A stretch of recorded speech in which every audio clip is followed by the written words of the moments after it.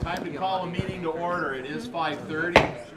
So we're going to get this going. We're going to basically go in order of the agenda.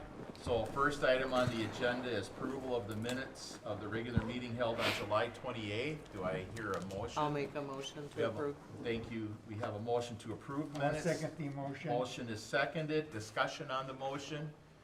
Okay, all in favor of the motion signify by saying aye. Aye. Opposed? Motion carries. So now we move into the public hearing phase. We're gonna follow the agenda in the order that it's written here. And just to talk about the process a little bit before we go, each public hearing will open as a public hearing, of course. There will be a staff presentation, that'll be Larry. Maybe Kelsey Clem will chime in, not usually on these matters.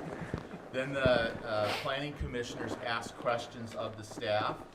At the point those questions end, then the audience comes to the podium. We appreciate if you'd come up, state your name and address. You can ask questions and comments. We begin with the applicant on this, and then everybody will have a chance to come up. We'll close the hearing. There'll be a motion. There'll be discussion on the motion by the commission only.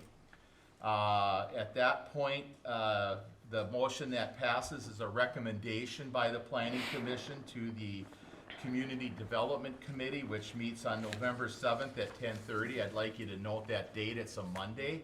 City of Detroit Lakes needs to hold meetings on Monday this month because our normal meeting date is Election Day. We can't hold a meeting on Election Day. CDC will make a recommendation to the City Council, which also meets on November 7th at 5 p.m. So that's the process, and I'm pretty sure I'll need to remind people of it from time to time, so that's okay. That's why I have a gavel. So with that, we're going to move ahead.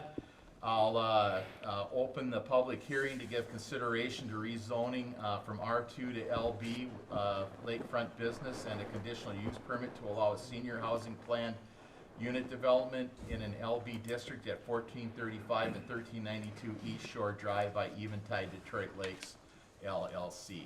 And with that, I will call upon Larry to begin with the staff presentation. Thank you, Mr. Chairman. Before I start with the staff report, I just wanted to mention to the planning commissioners, since we have several that are relatively new, what it is that they're doing tonight. And they would be making a recommendation for approval of the requests that we have before us. And in consideration to a conditional use permit or a planned unit development, you have multiple options of what you can recommend to the City Council. Obviously, you could recommend approval of the request as it's presented. You could recommend denial of the request, or you could recommend approval of part of the request but not all of the request, or you could recommend approval based on the conditions that are mentioned in the staff report. You can modify those conditions, or you can add additional conditions if you feel that's necessary. So those are your multiple options in recommendations. So having said that, I will go into the staff report. We have a request from Eventide Detroit Lakes to rezone 1435 and 1392 East Shore Drive from R2 to RLB, and then they're requesting a planned unit development for a 119-unit senior living community. This would be 75 units of independent living, 24 units of assisted living, and 20 memory care units. They also plan to have a clubhouse at 1392 East Shore Drive with a dock that would be limited to 3 slips. This is an 11.45 acre site. It's currently zoned R2. In order to allow the proposed PUD, the property would need to be rezoned to Lakefront Business District. This allows all of the uses that are permitted in the RM Multifamily Residence District, and the LB District allows group care facilities as a conditional use. Staff is recommending the following conditions for this type of conditional use. Number 1, all programs meet the regulations and standards set by the appropriate governing boards and agencies. And while I do this, I'll put up a map that shows their proposed layout.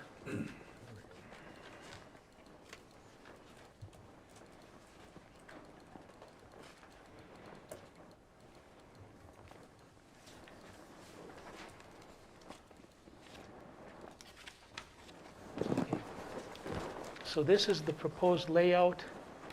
On the left side, you've got East Shore Drive. On the right side would be Highway 10. And it's basically across the street from the Fireside Restaurant. So up in the upper left-hand corner, they have the assisted living. It's a little hard to read this map, so if you want to see something, we have bigger scale maps up here for people like me that can't possibly read any of that stuff that's on the screen. You can look at it more closely. This is just a rendering that shows it in color. It's not necessarily accurate to scale, but it's a good representation of the project. The map beneath that is to scale and shows the proposed buffer area along East Shore Drive.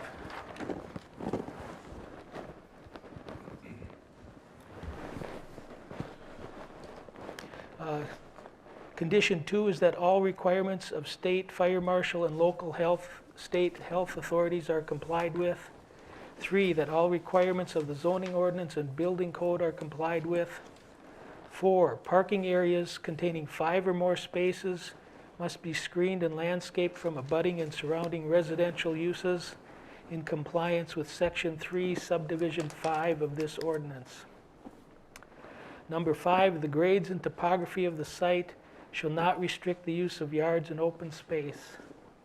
6, the applicant can demonstrate the need for such a use based on existing concentration of similar uses within the neighborhood and community.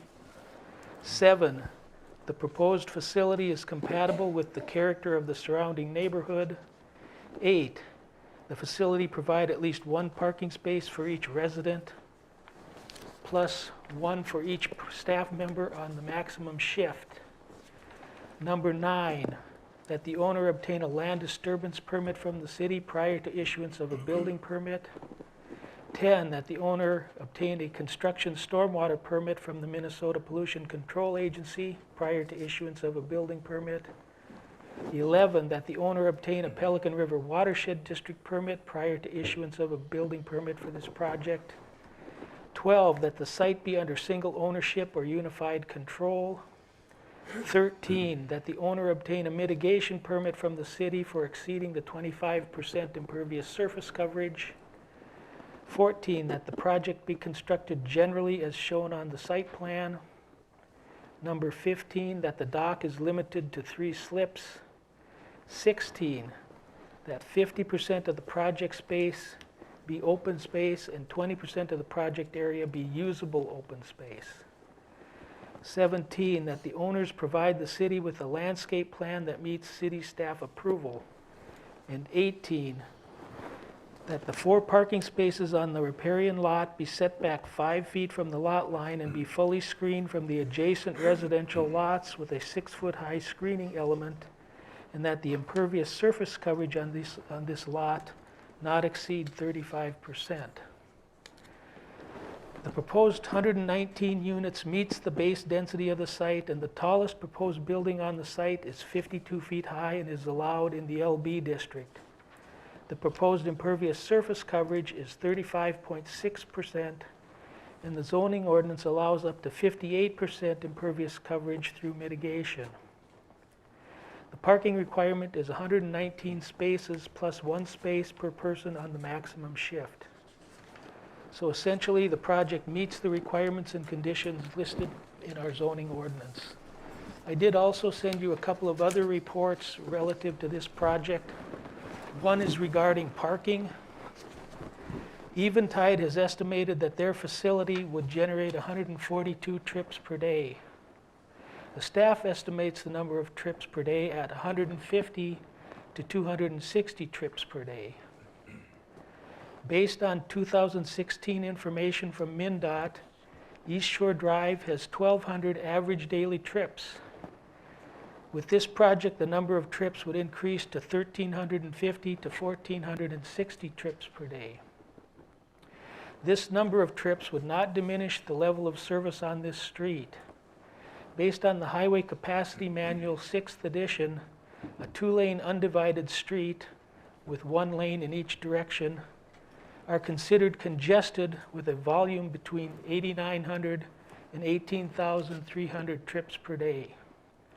So essentially, East Shore Drive has a great deal of capacity to handle the additional traffic being proposed by this project without being congested or having a diminished level of service.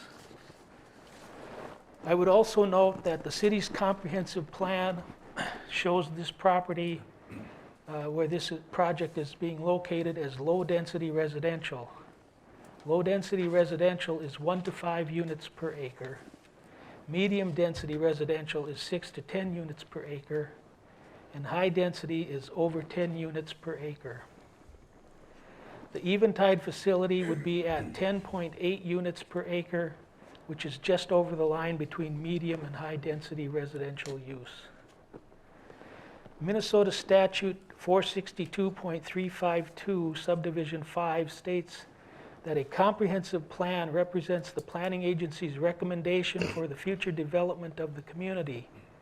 This means that the comprehensive plan is a recommendation that deserves consideration by the city council, but does not have to be followed explicitly.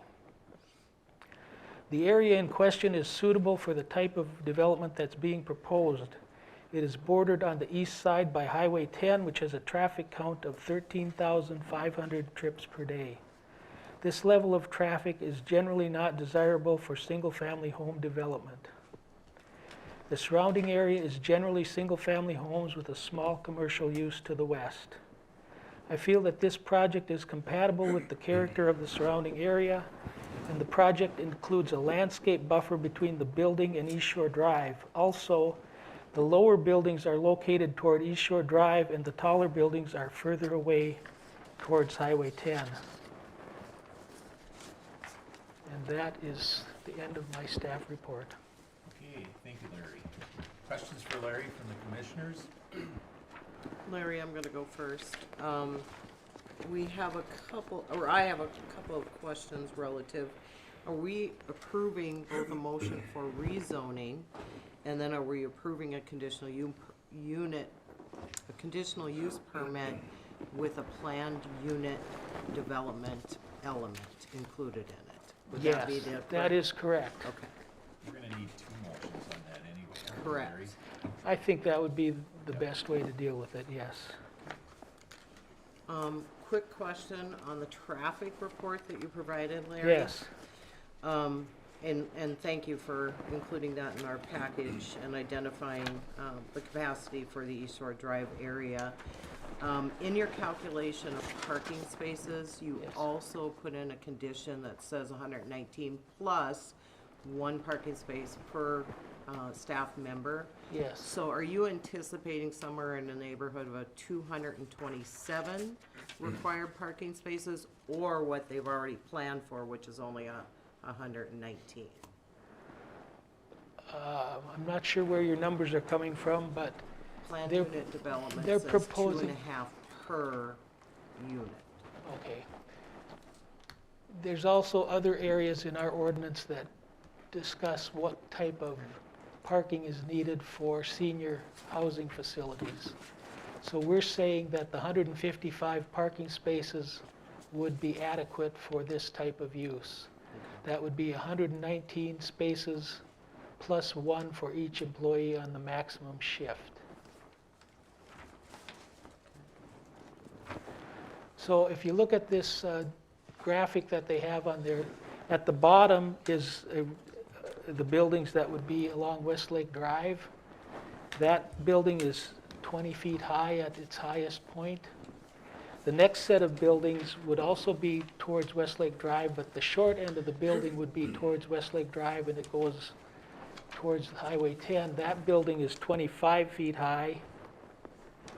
The next building in between is also a connecting building, and that's 25 feet high. And then the furthest back buildings, which are furthest away from East Shore Drive, the first phase of that building is 36 feet high, and then the final phase, which is closest to Highway 10, is the 52-foot high building. So they've done a nice job of trying to keep the impact of the taller buildings away from East Shore Drive. Mr. Chair, I have one more Keep going, question. Liz. Okay. Larry, in your traffic assessment, you mentioned the MnDOT requirements and that we meet capacity.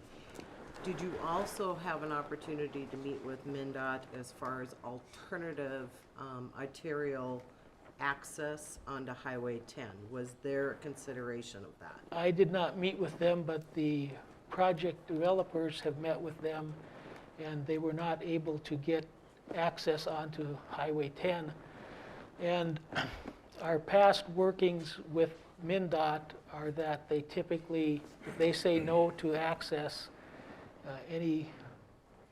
anything that the city adds to that discussion usually meets with the same answer: no, you can't have it. For example, a similar project, a senior housing project out on Highway 34, actually owned an access to the property, but because they were changing the use, MnDOT would not allow them to use that access, and they had to have all of their access on the local streets and not on Highway 34.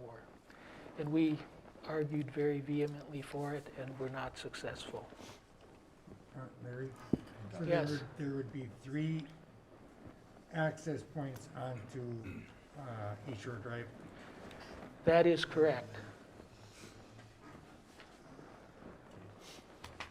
Further questions? Landscape buffer, what exactly does that entail? They would Towards be, the shore. they would be required to submit a landscape plan that would be approved by city staff, and we have not seen that at this time. But they will address that in their presentation. So, Larry, then would it be fair to say that the trees that we're seeing on this drawing here are just a concept? at this Yes, they point? are, But that we could reasonably expect to require that sort of density on a landscape plan? we certainly could. Okay, thank you. Is the rezoning and the conditional use permit, that's needed for both properties? Yes. Another question would be, so it's across from the fireside, Thursday, Friday, Saturday, that road is lined up with parking. Right. What would be like a solution? I mean, I would assume that there'd be some issues with parking on that road if you have that building in there and you have an extra 100 and some vehicles coming in and out. Right?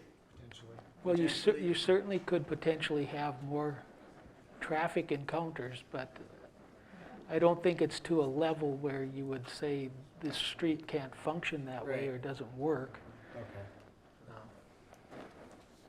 Okay, other questions? Liz? Just one more comment.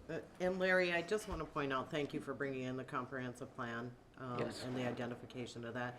Because in our comprehensive plan, this is a district area that's called 7 within our comprehensive plan. And right in the language of our comprehensive plan, it does say medium to high density development in that district area of number 7. So I just wanted to point that out, that there is, that was in the original plan of the comprehensive plan. Larry, one question. When you say trips on East Shore Drive, when you say 1,200, is that 600 to town, 600 back? Is that 1,200 That's the total number of trips, whichever direction. cars passing? And they don't necessarily, it doesn't necessarily fall into a split right in half, but that would seem reasonable. Okay, thank you. Yeah. I've got a question. Pertaining to the lot on the lake of the pavilion.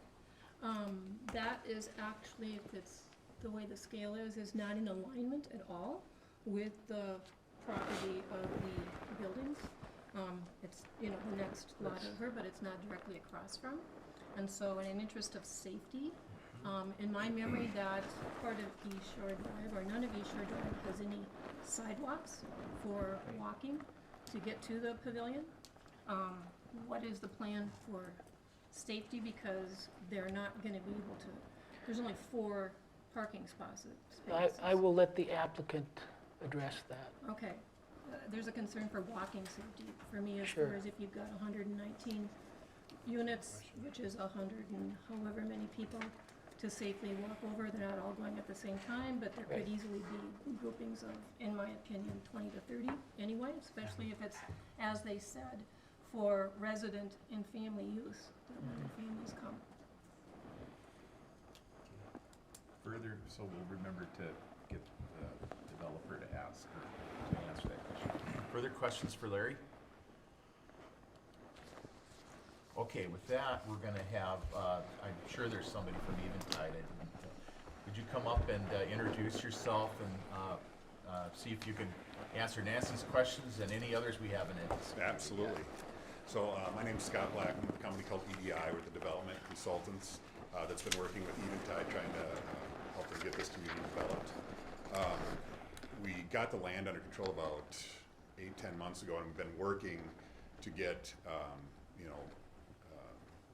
a project that works for us but also works for the community. So we've gone out, we met with MnDOT, we met with the DNR, we even had the wetland surveyed and delineated, and we worked with the city obviously, and then met with Pelican River and tried to have an understanding of who are the folks that are going to have authority to approve. So we've been through that kind of process, and our concept is that this is a continuum of care community that offers independent all the way through memory care. And I don't know which question to address first, but for us, the excitement to have the ability to have lake access for residents and family members to come pick up a resident is a really unique opportunity, and I think it's just going to be a great campus and really fit in well onto that side of the lake. Related to the questions, maybe I'll start with access off of 10 from MnDOT. When we got into contract with the property, we actually thought there was access, and when we went and met with them, we found out that that's no longer there. And so we pled and begged and kind of fell on deaf ears, to be told. So we don't have access, so we've done a site plan that we think works for us, knowing we don't have that access. We've worked with Pelican River, Larry, the city, survey team locally to make sure we understand the tiers and how the densities fall inside of those tiers. So when you look at the site plan, what you're seeing is the building's kind of stepping back from 1 story all the way to 4 story, which is really the closest area to 10 out there. And I'm trying to think of key pieces. We didn't throw up our, you want to throw up our rendering? Okay. So in the process of doing this, before we had the submittal, we had a professionally done rendering, and I think the rendering actually shows a little bit in more detail than the flat renderings that are in your submittal. Kind of how that building steps itself back from East Shore Drive. And related to the landscape buffer, the answer is we don't know the answer on the landscape buffer, but it's kind of all for you to decide at the city to say, this is what we need. I think our concept was that with the underground that we have, we're probably going to be long on dirt, and maybe we could do kind of a rolling berm, if you will, with trees and shrubs, something nice. So I think Ward with Pope was able to get this rendering done for us, and this is kind of looking from the second entry. And you can see there's quite a bit of topography on the site, and so we're trying to step down, and so by doing that, we're pushing the mass of the building back as far as we can, kind of into the hill towards 10, and then over on the left, you can see the beginning of the assisted living, which it looks like a 2-story, but as the site steps down, it actually kind of feels like a 1-story. Tried to keep the height down by keeping some of the roof lines low, big overhangs, and kind of a prairie-style concept. So this is a concept. I think it was provided to you folks maybe yesterday or the day before. So we're here to answer questions. I'll introduce John with Eventide. Good evening, everyone. Thank you for allowing us the time to present. My name is John Rewer, President and CEO of Eventide, also 2620 Long Lake Road, Troy Lakes. We're very excited about this project. This has been something we've been talking about as an organization since pre-pandemic time, and it's taken us this long to get to this point. So there's a lot of moving parts. There was a question regarding the 2 questions that I wanted to address right away. The clubhouse, we intend to use some kind of staff accompanied a shuttle, whether it be a 6-person golf cart or a van or something along that line to get people back and forth. We also don't, we're not gonna, we know that that's a heavy walkable street. I bike it many times a week, and I know there's a lot of walkers, and We'd love to have our residents enjoy that neighborhood just like everybody else. The second had to do with the excess parking on weekends.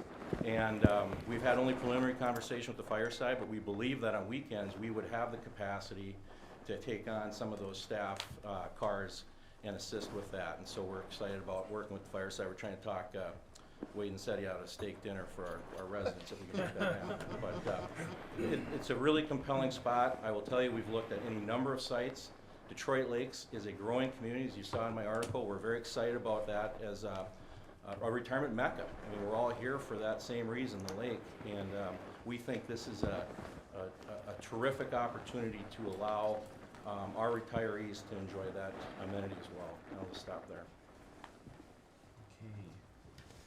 So let's see, are there any, hang on for a second, any questions you want to ask? It was Scott, right? And John. Let's, go ahead. Yeah. So, yeah, you referenced your study about the need in the community. I mean, I think most of us are aware of that, but tell me more about your perspective on the need, what's driving your desire to build this facility and the usage you expect. Yeah, I don't know where I'd start except that I don't think we're going to be, I know we're not the first organization to see this need developing and growing, and we won't be the last. But I would tell you that our board is very interested in the connectivity that we have with residents and staff and families.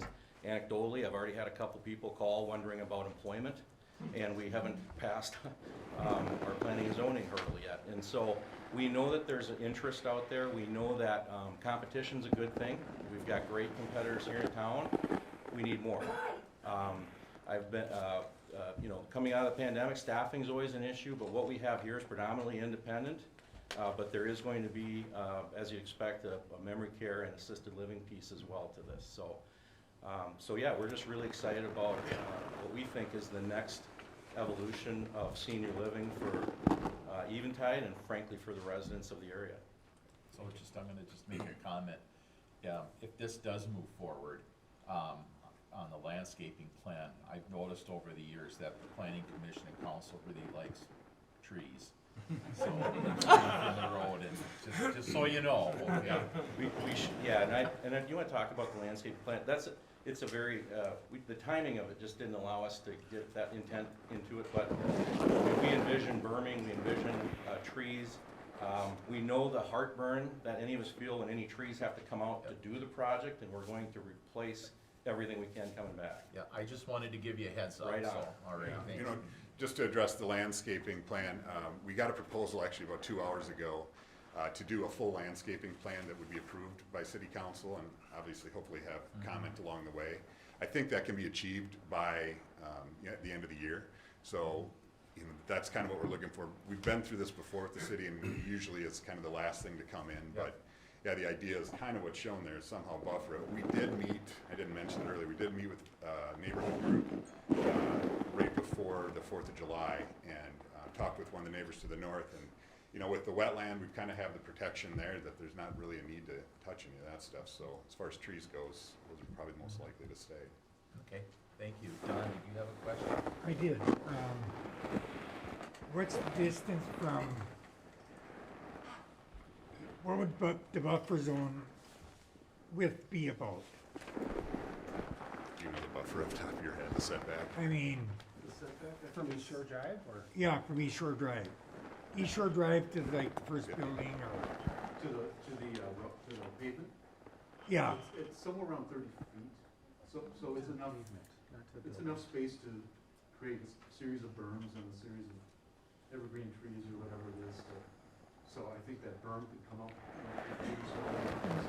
Don, the required setback from the property line is 30 feet, so they have to have 30 feet at least from, So from the property line. 30 feet plus from the property line. And And then then, there's some room from the property line. so you got your road right-of-way. easement plus 30 feet from that then. yes, so they would have 30 feet to do their buffer. Okay. Yeah, so that'd be about 60 feet. And that's a standard 66-foot width type there, or do you remember? The road right-of-way on East Shore Drive varies somewhat, so it isn't a standard 66-foot right-of-way. Okay, so any other questions for Scott and John? Okay, so you can, oh, I got one John's more. got one more, I okay. got one more. Got wetlands, you say that's there now? Yeah, but we had a wetland, we worked with Becker County Soil and Water, also had a separate wetland delineation study. So that you can see it better on the screen behind you. That's already been marked and on the plan that's presented. So yeah, just to add to that, that is the actual size of the wetland. It's been surveyed and actually registered with the state at this point. So once we realized that, frankly, it grew on us a little bit, so we've had to kind of reconfigure things along the way. And we know the rules now of what we're allowed to do, which is basically nothing. So where is drainage going? So I'm sorry. Where is drainage going? Okay, so the question related to drainage, we can't drain anything into that.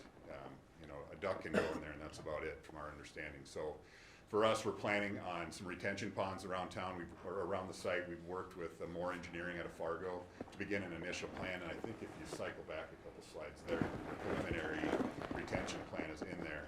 However, I do think on a site like this, we probably would be going underground in the parking lot areas. They've had some pretty good like cistern kind of ideas that work really, really well and help everybody just kind of hold their water right on site. I got one.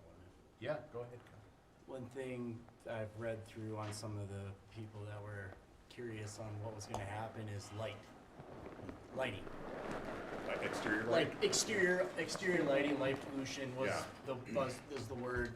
So we get that question a lot, and it goes two ways, because if you're an 80-year-old, you want to be able to see where you're walking Yep. and where you're parking. But at the other time, yeah, we don't want to be throwing light outside of our site. So we Right. will provide a photometric drawing at some point that meets all city code and ordinances, generally kind of directing everything just towards the parking lot. Right. Yep. Okay, other questions? Can you keep all the retired folks from love partying?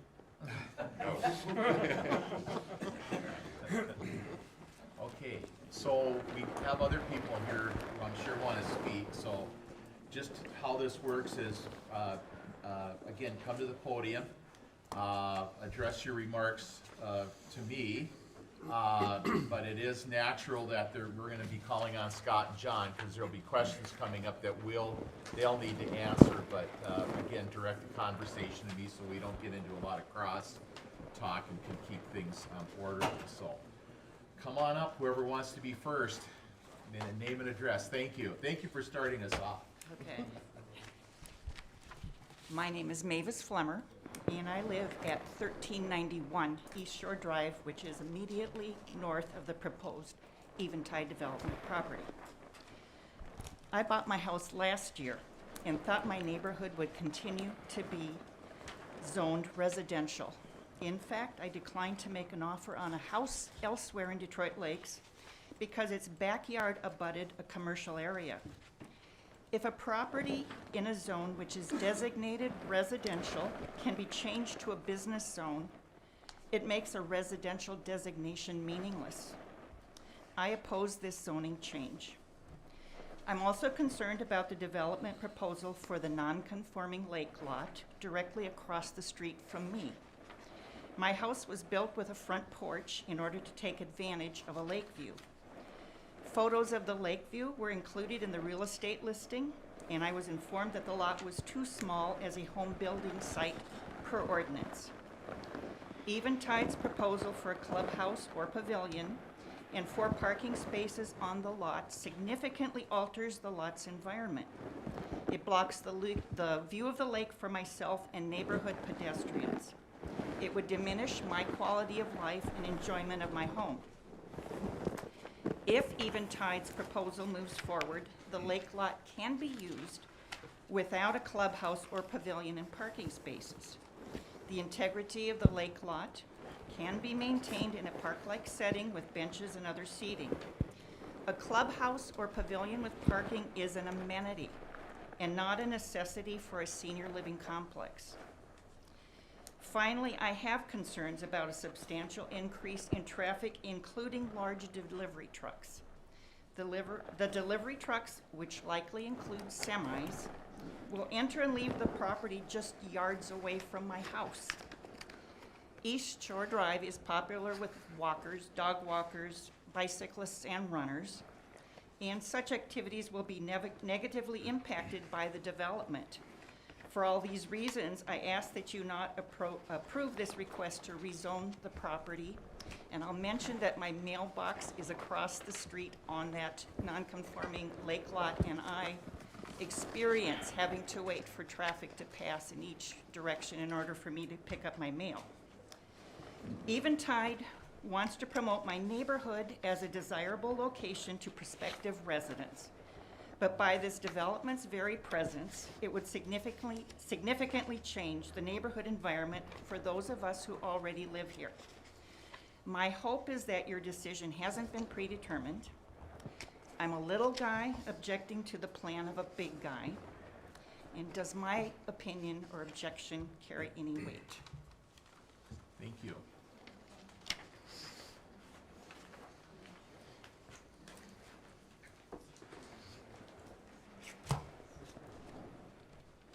My name is Larry Winterfeld. I own the property to the east of the proposed site, 1500 and 1510 Highway 10 East. About 340 feet of my property will be running along their property line. I don't normally come to these things. I believe a person has the right to do what they want with their own property. That said, this is different. This is not my neighbor making a request to build a larger house than what's permitted in our R2 district. This request is coming from someone that doesn't even own the property. This is a company that's trying to build a high-density planned unit development in the middle of a residential area. I used to live on the city beach. I owned Fairyland Cottages. I expected noise and congestion, trespassers, drunks, and lack of privacy there. We had the city beach in front with a boat landing, Zorba's on the east side, city park and the fairgrounds behind us, public bathrooms on the west side. Anything could be built there and we do it. That's what it was zoned for. It was to be expected. Now I live in the middle of an R2 zoned residential area. I have 3.7 acres in between two 10-acre woods. I always knew that they'd build on them someday, and I fully expected to have a bunch of new neighbors with brand new homes. Those, I think, are reasonable expectations for the area I live in. It's what it's zoned for. What is not reasonable is that the neighboring property would ever even be considered to be rezoned to a high-density lakefront business district. That's not even on a lake.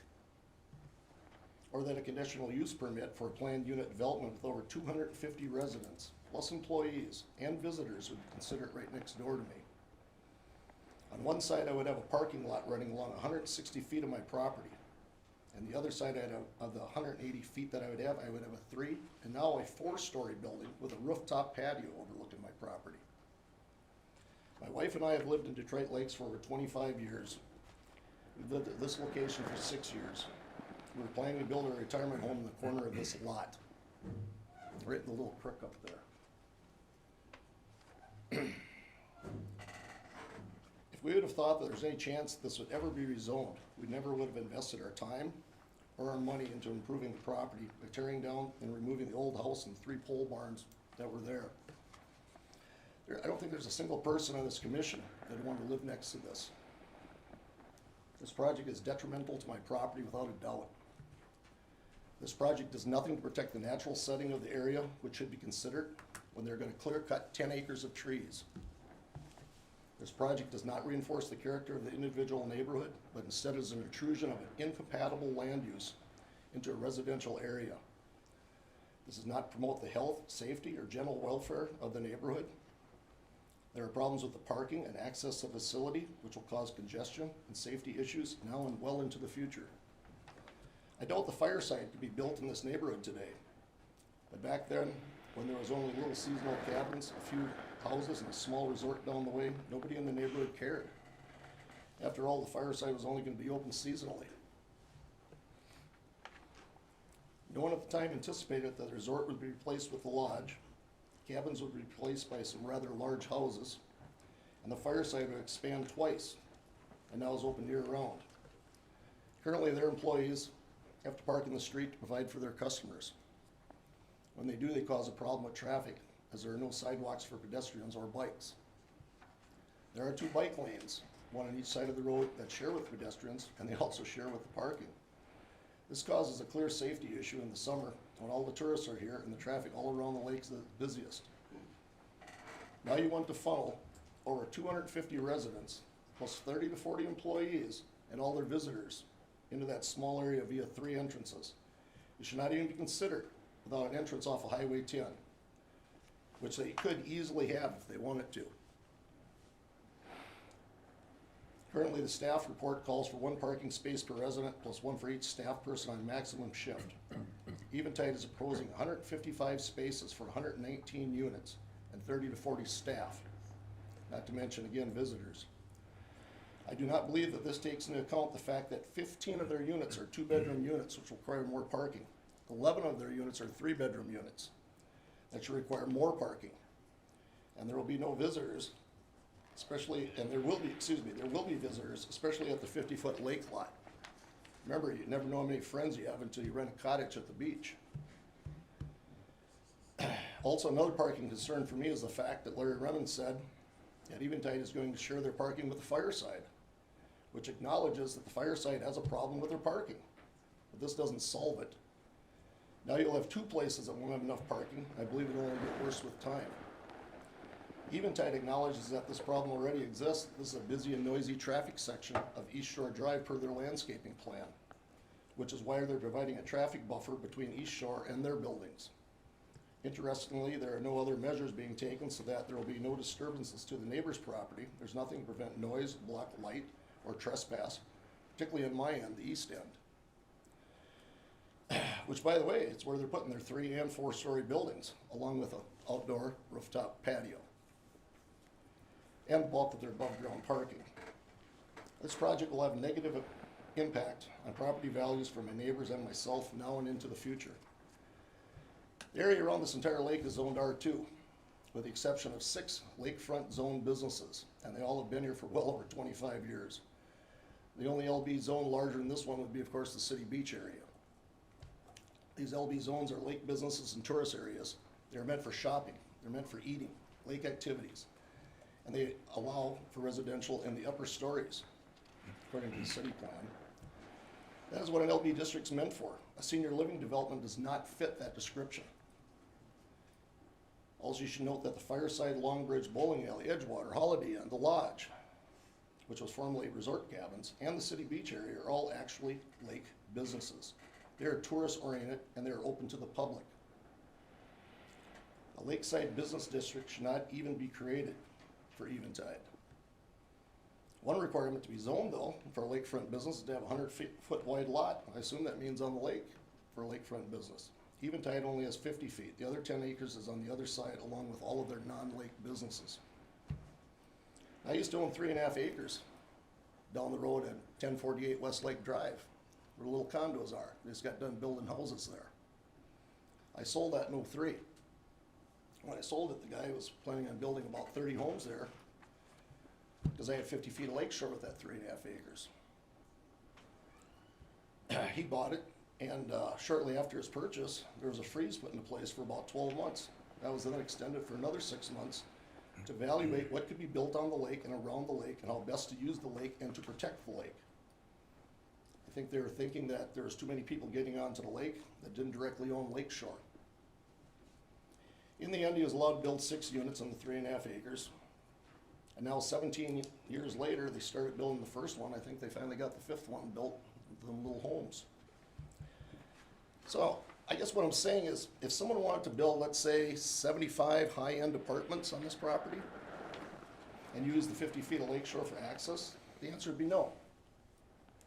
That's exactly what they're trying to do under the guise of a senior living development. Remember, 75 units are independent apartments, 1, 2, and 3 bedroom units. Only 24 are assisted living and 20 are memory care. Now let's talk about the market need for a minute. While I do agree there is a market need for senior housing and care, I do not believe that Eventide project is the answer. The national average for assisted living is $3,500 a month. Minnesota's national average is $3,403 a month. Detroit Lake's average is $3,028 a month. Eventide's is $4,766. That's $1,738 more than the average is in Detroit Lakes. Eventide independent units in Moorhead at the Linden. A one-bedroom over there, they get between $2,700 and $2,800 for. A one-bedroom with a patio is over $3,000. A two-bedroom is over $3,650. A two-bedroom with a patio is almost $4,000. A two-bedroom den and patio is $4,764. That's $57,168 a year. They have no three bedrooms, and I'm guessing that these units are gonna rent for even more since they're on the lake. Here's what a household in Detroit Lakes makes. 44.9% make under $35,000. That's almost half the people in Detroit Lakes couldn't even afford to live there. 40% make between $35,000 and $99,000. That's almost 85% of the people in Detroit Lakes. And that gives it a median income of $59,315.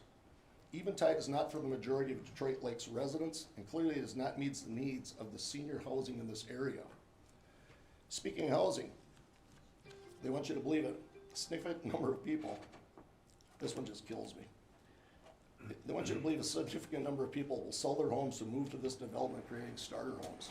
But the fact is, the majority of the people in DL can't afford to live there. So the people that do move here are not from DL, which creates no new homes in this area. And if you are one of the lucky ones, say Charlie Ramsey, you can afford to move to Eventide. Well, face it, Charlie, you don't live in a starter home. So this creates no new starter homes for the city. Jobs, they claim to plan that they're gonna create 30 to 40 full-time equivalents, which means 5 to 10 full-time jobs and 60 to 90 part-time jobs. But in fact, they're creating 0 jobs, but rather causing a larger shortage of workers where they are needed most, in the current affordable senior housing sector. There are currently 22 assisted living facilities that serve DL. 12 are in DL, and 10 are in nearby areas such as Frazee and Perm. Let's not forget the home health care, the respite people, which my daughter uses, and the hospitals. All of them are shorthanded, and I don't expect it to get any better. A quick check online, you'll find that there are over a dozen places just in DL, hiring PCAs, HHAs, CNAs, and that's not even counting the surrounding areas.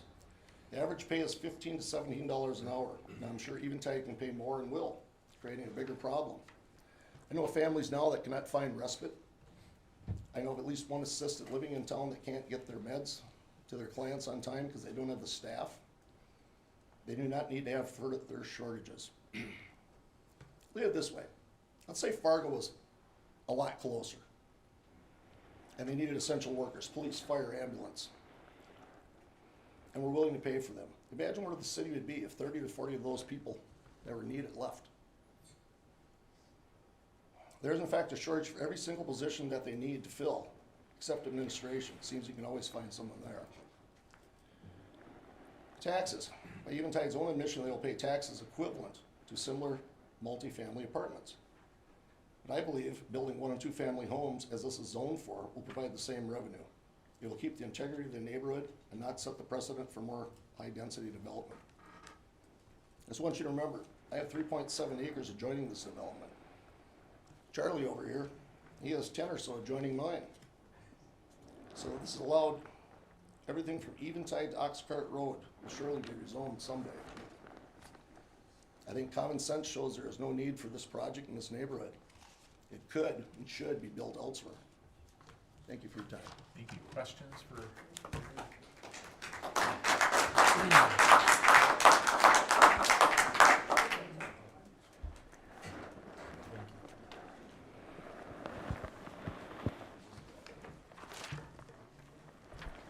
Hi, my name is Annie Williams. I live at 1503 East Shore Drive.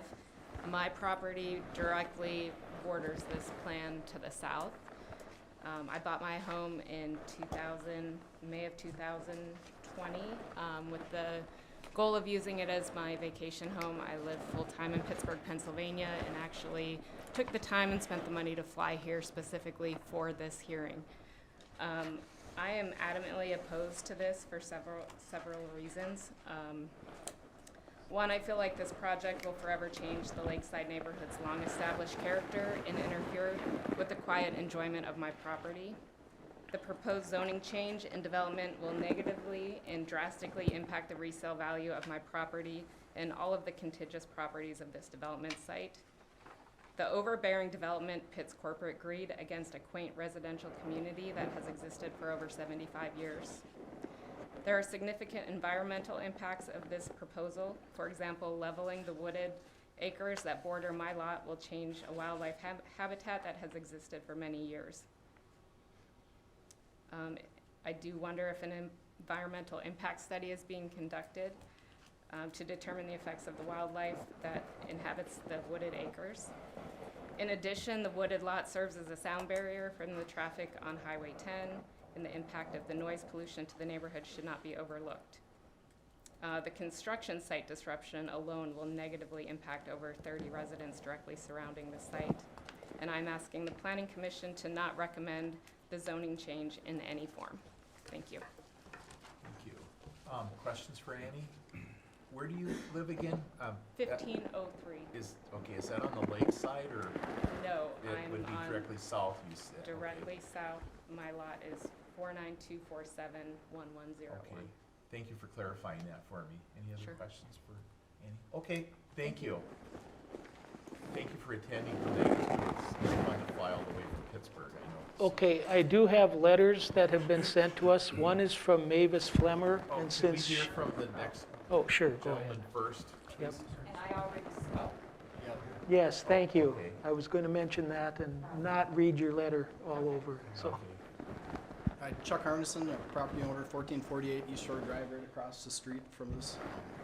Concerns, a lot of them's already been said, but obviously low density, now we have high density, 24-hour, 7 daylight. It's gonna just be bright all the time. Parking is already a problem. Fireside workers show up right in the morning. They show up every morning at 8, 9, 10 o'clock, start parking on the street. You're gonna have Eventide's employees, they're gonna be parking on the streets because it's just gonna be easier than looking for a parking spot in the lot, which is probably gonna be full because there's probably 2 cars per resident. Also, I'd like you to consider like buffering on our side of the street, because the main entrance is right across. On the headlights, I'm gonna have the 300 headlights a day flashing across my property into my windows. And your windows too, so. And Diane's, so. It's gonna be, how many trips a day is like 300, so it'll be like 300 of headlights, and at night it's just gonna be like this, you know, right, so. You want to say anything, Wilson, or- Yeah, I got a few things I'd like to add. Thank you. Okay, thank you. Come on up and remember to introduce yourself. Thank you. Yep, Mason Persons, I own the residence at 1492 East Shore Drive. My property directly borders the Fireside property, so looking out the back of my driveway, I'd be looking right into the entrance and right into this picture that you all see here. That would be my view every day. I would like to vehemently oppose this project. Not only the parking issues that we deal with every single day. You cannot get in and out of my property. You cannot park on the street in front of my property with the Fireside next door. I fully understand their right to park there. I fully understand that. It's a minimal nuisance. What this is going to be is a constant nuisance. What we see coming in and out of there, and I get to watch people pull out of the Fireside parking lot every day. The other point I'd like to add is where they have their main entrance coming in and out is on the downhill side of that hill. There's a big hill that you have to come out. I would invite people to come and pull in and out of my driveway and watch how many times and how many cars I have to avoid. I get to watch the Fireside people, patrons leaving, having to avoid this. And now you're gonna pump 300 more cars a day in and out of that same entrance. It is going to be a safety concern, let alone the number of people that are parking along the driveway or along our driveways, in between our houses, up and down. You cannot see cars coming and going. I am vehemently opposed to this. I strongly encourage the board to deny the request to change the zoning on this. And again, we've only had our property for 3 years.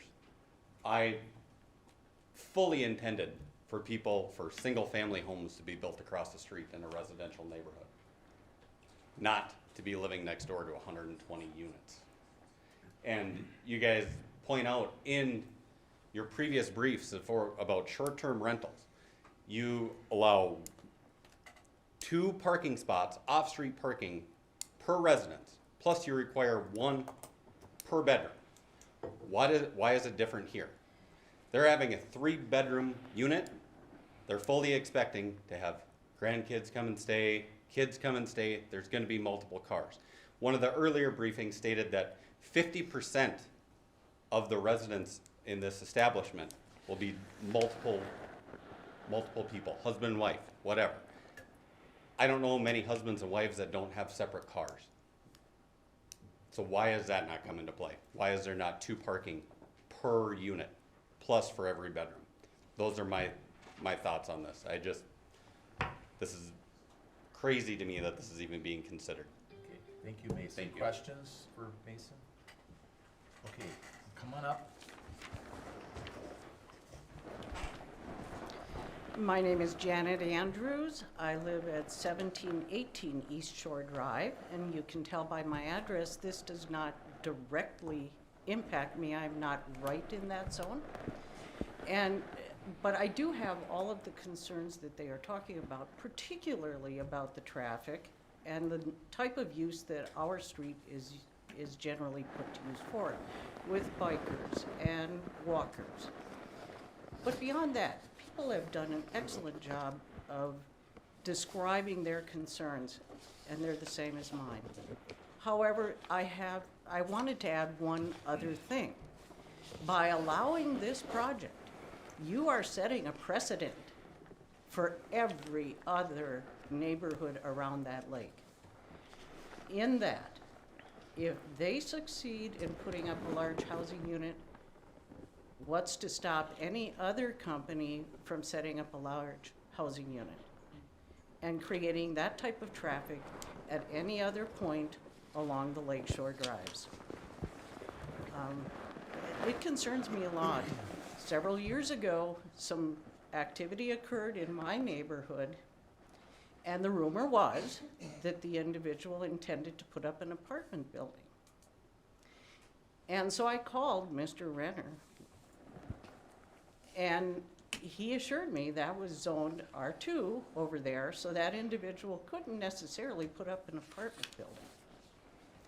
This is a precedent I object to. Okay, thank you. Questions? Okay, anybody else want to come forward? Thank you. Yeah, quick one. Mike Hutchinson, I got 1434 and I got 2 houses right there. I'm probably more equipped than anyone to understand the neighborhood since I've lived there for about 56 out of 59 years. Lived on South Shore for 3 years. I think the one thing I didn't think was gonna come up, she hit. I mean, you guys do not change zoning very easily for multifamily, unless it's in a, you just don't. And I think that's the biggest thing that you gotta remember. The only other thing I'll add is that everybody else hit all my other comments. Oh, TS Dog and Lift, they have Highway 10 access. Seems to me, that's not the best looking thing. He's my friend, I don't care. But they don't have East Shore Drive access. Why? Because it was denied him. So I hear Highway 10 corridor. Great, use Highway 10. If you can't use Highway 10, I guess you don't have any, it's not a business district. So the other thing I'll say is, everybody talks about landscaping and view and this and that and berms. Bull. You know what that is? That's bull. That doesn't block anything. This thing's gonna be 30-something to 50-some feet, 28 to 56 feet high. Your berm's gonna be that high, you know? Your trees, you know? Everybody talks about making a jungle up against the road. I think the only 2 people that have are me and my partner, you know? And other than that, and that was for a privacy reason, and that's what we do, you know? So I don't think that's realistic. Those people wanna see out. They wanna see across the road. They don't wanna look at a berm and a pine tree because they can sneak down to the lake. That's all. You know, the rest of them, I agree with everything that she said, you know. And thank you, and I do appreciate you not repeating comments. That's great. So just pointing out ones you agree with. Come on ahead. I'm David Pratt, 1366 East Shore Drive. We don't live immediately across the street from where the proposed project is, but a good baseball throw from it. You know, I have very mixed feelings about this thing. And, you know, Larry made a comment about a traffic study that MnDOT, I think, did on East Shore Drive. Was that right, Larry? Yes, that's Okay. correct. 2016. There's a whole lot more traffic there now, today, than there was in 2016. My wife and I comment and talk about this frequently because we lived there since 2000, and the traffic has exponentially increased. That, be it by itself, is not just the real reason why this should be denied, in my opinion. That is going to be one of the impacts. There will be more traffic. That's a given. I think the real question the Planning Commission has is this really a fit for the location in the neighborhood? You know, it's a residential neighborhood now. By improving this, it's going to change the neighborhood from something other than just residential. There are people who build houses that are, well, and Hutch is one of them, new houses recently that are right across the street from where this proposed project is going to be put. And if they had known this was going to happen, it wouldn't have happened. There would have been no houses constructed there. So people buy houses with the understanding this is a residential neighborhood. I'm safe to buy a house there. That's where I want to be. And proposing to change this is just, it's not right. So I'm against the project for that reason. Okay, thank you. Questions? Okay, further comments? Come on up. Get your letters, Larry. Yep, I know, I just don't want to forget. I'll keep an eye. Brent Got it. Alderson, 1354 East Shore Drive. Can I ask you guys questions? Well, we'll try to answer them. Would you want this next to your house? Well, I would be okay with it. I have Pelican Landing that's in my yes or no, neighborhood, Dan? so, yeah, there you go. Sean? I guess I wouldn't be inherently opposed to it myself. Tyler? Well, It's yes or no, well, it's, you know, putting me on the spot, I'm trying to think about it. right? It's, I don't So have a we're lake all- we house, are- but it's my view right now, I'd probably say no. Sure, thank you. Nancy? I'm a big fan of trees and saving the lake, and I'm very concerned about the impervious surface. Correct. Even though there's a berm, it runs into the lake, and so I would not want that across from my home. Thank you. I'm gonna answer it with the fact that we already have several senior housing developments in residential communities already. Okay. We'll go. Chris? Yeah, I'm okay with it, but I move every 2 to 3 years, so. Thanks, Eric. No, Thank you. Don? Don? no, I don't think I'd like it. Thank you. Okay. Uh, We're not gonna do lots of questions like that, though, okay? no, So, but yeah. I feel it's fair. Sure. Sure. And we I answered, mean, so, go I ahead. think you need to dumb this down a little bit and look at those little things. You wouldn't want to live by this, I promise. Thank Okay. you. Thanks. Questions for Brett? Okay. Thank you. Further comments from the audience? If you want to wait a minute, I'll have Larry read a couple letters, if you're still deciding if you want to come up and comment, but why don't you go ahead, Larry? Okay. Maybe somebody will want to be coming up. We again. have a letter from Mavis Flemmer, and since she spoke herself, I won't read that letter, but it will be part of the That's record. okay with you, right? It'll be part of the record, okay? We have also a letter from Janet Andrews, who also spoke, so her letter will be in the record, but I won't read it into the Thank you. record. And we have a letter from Ann Williams, who flew here from Pittsburgh, Pennsylvania. And her letter will be part of the record, but we Yeah, won't okay. read. Thank you. And we did read them, by the way, or I did, I'm sure. Yeah, they were sent out to the planning commissioners. I do have several other letters that I will Okay. now read into the record, so Thank you, Larry. try hard to stay awake while I drone on here. Hi Larry, I'm out of town for Thursday's meeting, so I'm sending you this example of why we are opposed. She sent a picture of some stormwater runoff that she's experiencing on her property. The city has promised and never delivered a solution to this problem. Excess erosion from the excessive runoff from the street into our property. Please call me, and this is from Vicki Johnson. Is there a address on that? What's that? Address? Is there an address on that? I don't think she sent an address, but we have it. It is, yeah, she didn't give an address. This is from Jennifer Peterson, 1354 East Shore Drive. I am a concerned resident on East Shore Drive. I live at 1354. I cannot make the meeting as I am a school board member and have a meeting tonight at the exact same time. I am concerned about the traffic that this facility will have on East Shore. From what I have learned from Eventide at their Holiday Inn meeting, all traffic will be entering on the East Shore Drive as the state will not allow access from Highway 10. This will be all food semis, linen trucks, resident vehicles, and employee vehicles. This will be a lot of traffic. I have a school-age daughter that rides the bus to and from school. I worry about her safety crossing the street to get on the bus. Thank you for consideration to my position. And then the last letter is a lengthy letter. This is from Emily Laxdal Summer with Ecumen. So, I am writing to submit a reply to the rezoning, conditional use permit, and variance application submitted by Eventide Detroit Lakes LLC, scheduled for hearing on October 27th, 2022 before the Detroit Lakes Planning Commission.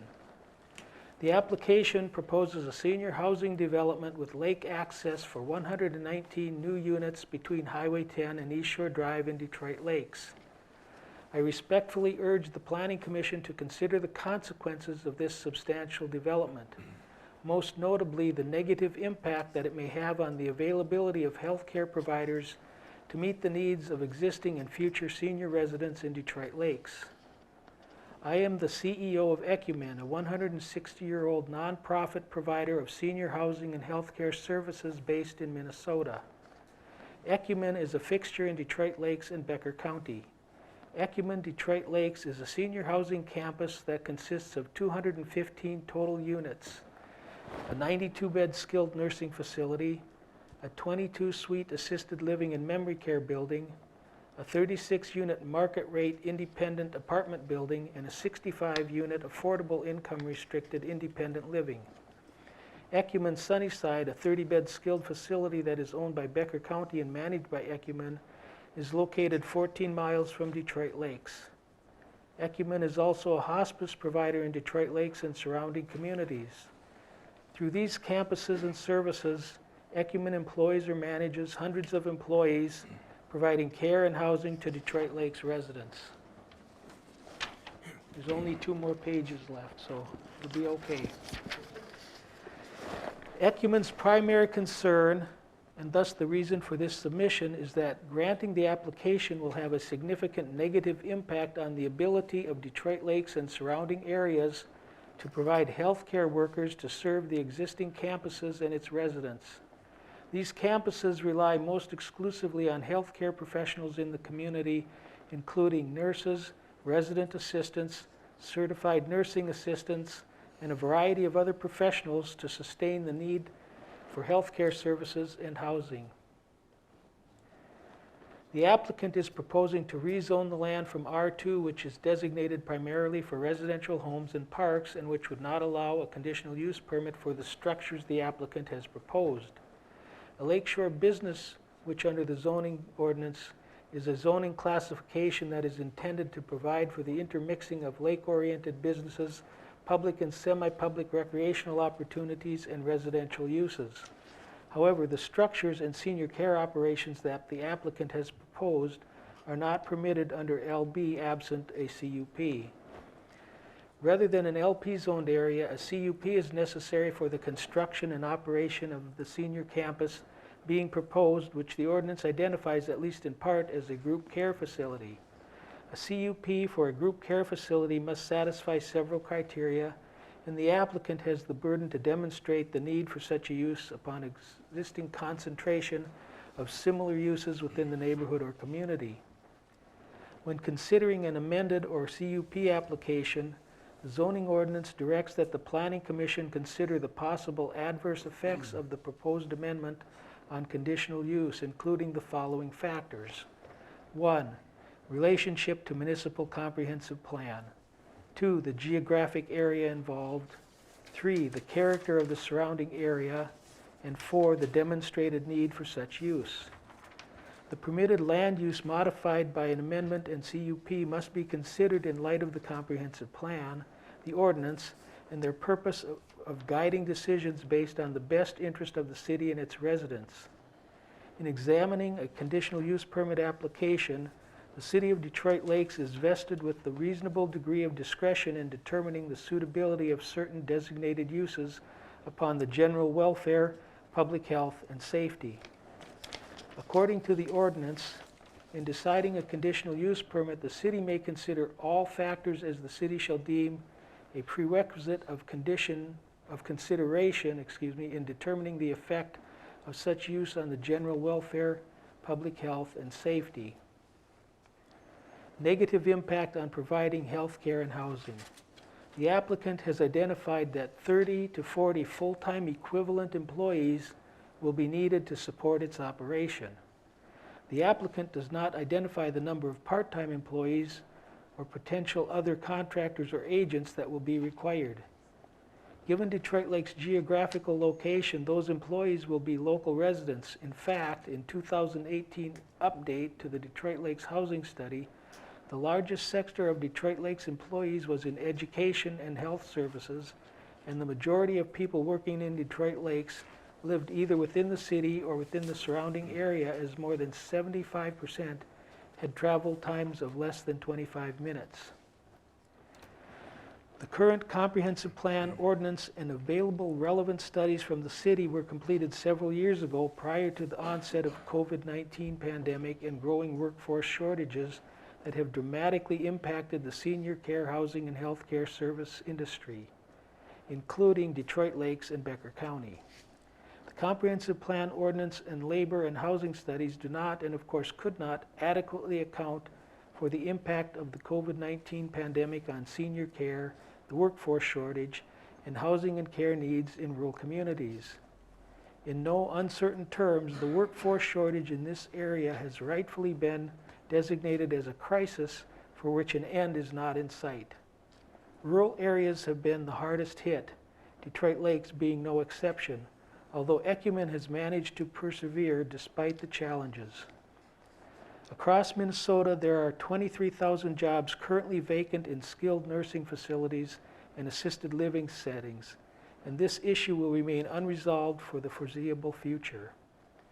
The importance of care providers cannot be overstated. Caregiving is a 24-hour, 7-day-a-week commitment. Unlike other sectors, health care providers cannot limit hours, sell fewer products, or accept a lower quality of service. Ecumen is committed to providing safe, quality care for those we serve. Diluting the available workforce for healthcare providers in Detroit Lakes will exacerbate the growing challenges. Ecumen is compelled to submit this letter to the Planning Commission and highlight its concerns so they are both considered and addressed in the context of the application. Detroit Lakes and senior housing and healthcare industry are faced with unprecedented workforce shortages. The additional strain on the availability of care providers presents a serious, if not dire, concern for Detroit Lakes and its senior residents. And that is the end of the letter. Thank you, Larry. Questions for Larry on the letters he read? Okay, one more chance. Is there anything else that anyone wants to say that hasn't been said? Come on up. Oh, yeah. John, can we just wait for a minute for the gentleman behind you there? Thank you. Thank you.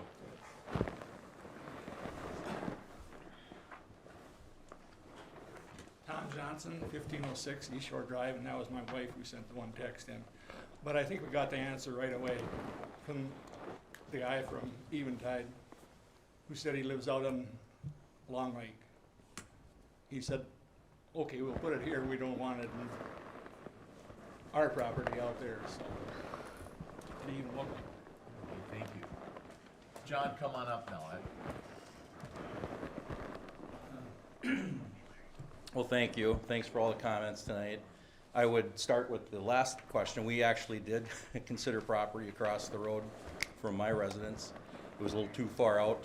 We wanted something closer to the downtown area.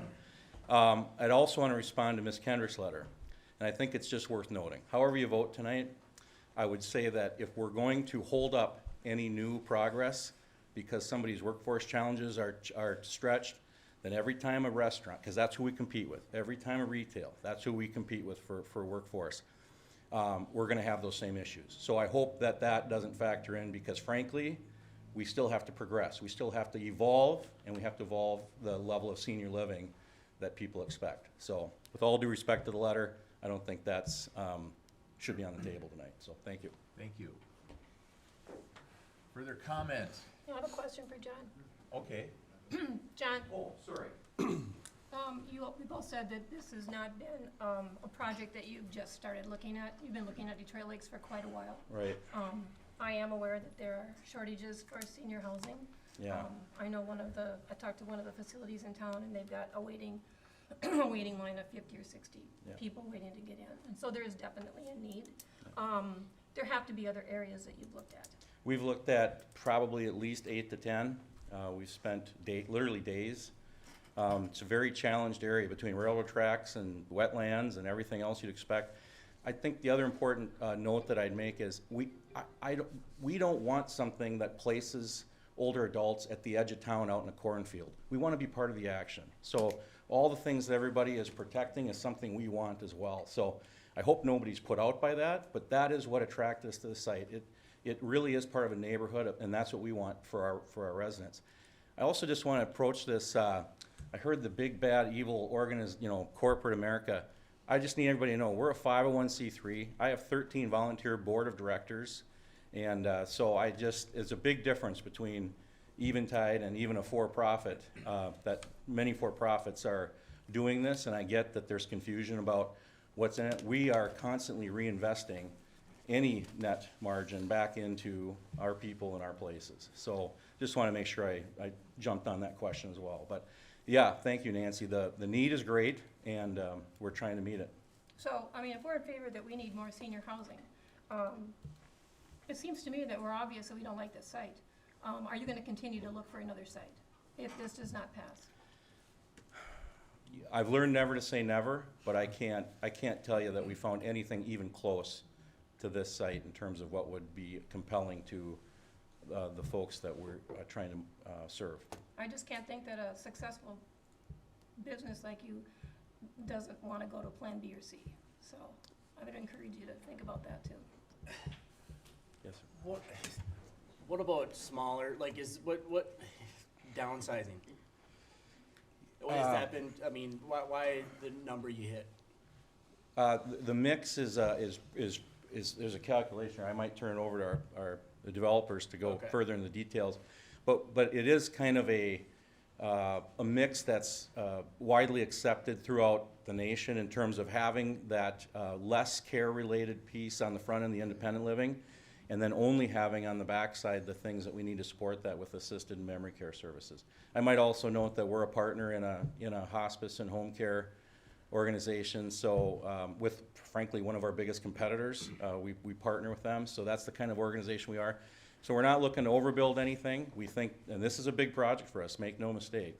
So back to Nancy's thought, I mean, we are excited, we love the community, we think we could do great things here, but we also really believe in that site. Okay, thank you. Oh, Scott, yeah, I was gonna. Just to add to John's comment, so what we talked about earlier was a mini continuum for us. That would typically be about 140 to 130 units, but because of some of the density calculations we had to live within and the tiers, we brought that down to 119. And related to parking and traffic, normally when we go through the city, there's a calculation that uses about 1.25, and we're above that calculation for residents versus parking. The reason being is that memory care folks don't drive. Assisted living folks typically don't drive. And what the residents living in the independent living, frankly, about 50% of the independent living might live as a couple. The rest of them are typically alone. In a lot of cases, they're widowed folks. And so we have the underground parking available. Our program is try to provide one parking stall for each one of those independent living spaces. And then the rest of the parking is for employees, visitors, if they have a second car, which frankly is rare. So I can add anything further. So one thing I'm hearing from everyone is a big one that sticks out is traffic. Yep. And there's absolutely no, it's shelved, Highway 10 access is not possible, otherwise it'd be, you'd have to do some sort of, it's just, it isn't feasible. Right. We just don't have access. I mean, we went and talked to MinDOT, and I could have been talking to the wall behind you the entire time. So there was some sort of transaction that happened that the access there was I don't know, sold, or somehow they traded it for the bike path that's on the northeast corner there. So we've lost access. Okay. Which is unfortunate, because for us, I think we've got such a long run that we could have done a very safe turn lane in there, and we had an initial site plan that kind of showed that, and it just didn't take. So I think from a delivery perspective, there probably will be some larger trucks, but it's not, even every day. You're gonna have probably 2 or 3 deliveries, John, of, food and things a week, obviously UPS, USPS, and then other things that they need to take care of people. Yes, sir. I'll note that your estimate for traffic indicated 142 trips today per day, and the city's estimated 150 to 260. Sure. What's the basis for your estimate, and why the variance, do you think? I think Larry's is more conservative, but for us, the way I calculate it is simply as this. Independent living, I said that's probably 1 trip a day, which is frankly probably more than a lot of the residents do once they kind of move in. And there's a town center here with dining options, and they can run downstairs and get toothpaste or toilet paper. So a lot of those small trips are taken away. But so I said, okay, well, let's just say it's 1 trip a day for an independent living person. It's a trip a day for staff, but not all 40 staff will be there at once. It'll be, 15 to 20 on a Monday morning. That changes throughout the weekend. And then the other calculation I made was, I think I did 5 trips a day for some sort of service vehicle. And then for the for the assisted living and memory care, I said half a trip a day. Typically that would be a visitor, someone coming to visit mom, something like that. So that's how I got to the 142. Okay, additional questions? Okay, thank you. Thank you. Closing the public hearing. I got one more comment. Okay. I just had a little idea that John still would like to be in the act, where the action is, you want to put them in the action, city owns the Legion campgrounds, carve out a piece there, then they'll really be in the action, they'll have the whole city beach. Yeah, we probably would have more people for that meeting than for this one. Exactly. But, okay, so I hadn't put the period on that closing the public hearing, so one more chance, okay? All right, now I'm gonna close the public hearing.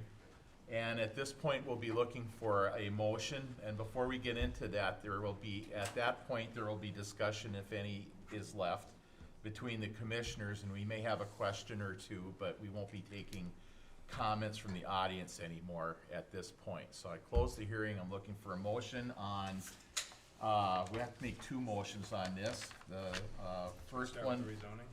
First one would be the rezoning. Yeah, no point to doing the conditional use permit. But so the first motion I'd be looking for is to approve or deny rezoning 1435 and 1392 East Shore Drive from R2 to LB, Lakefront I have Business.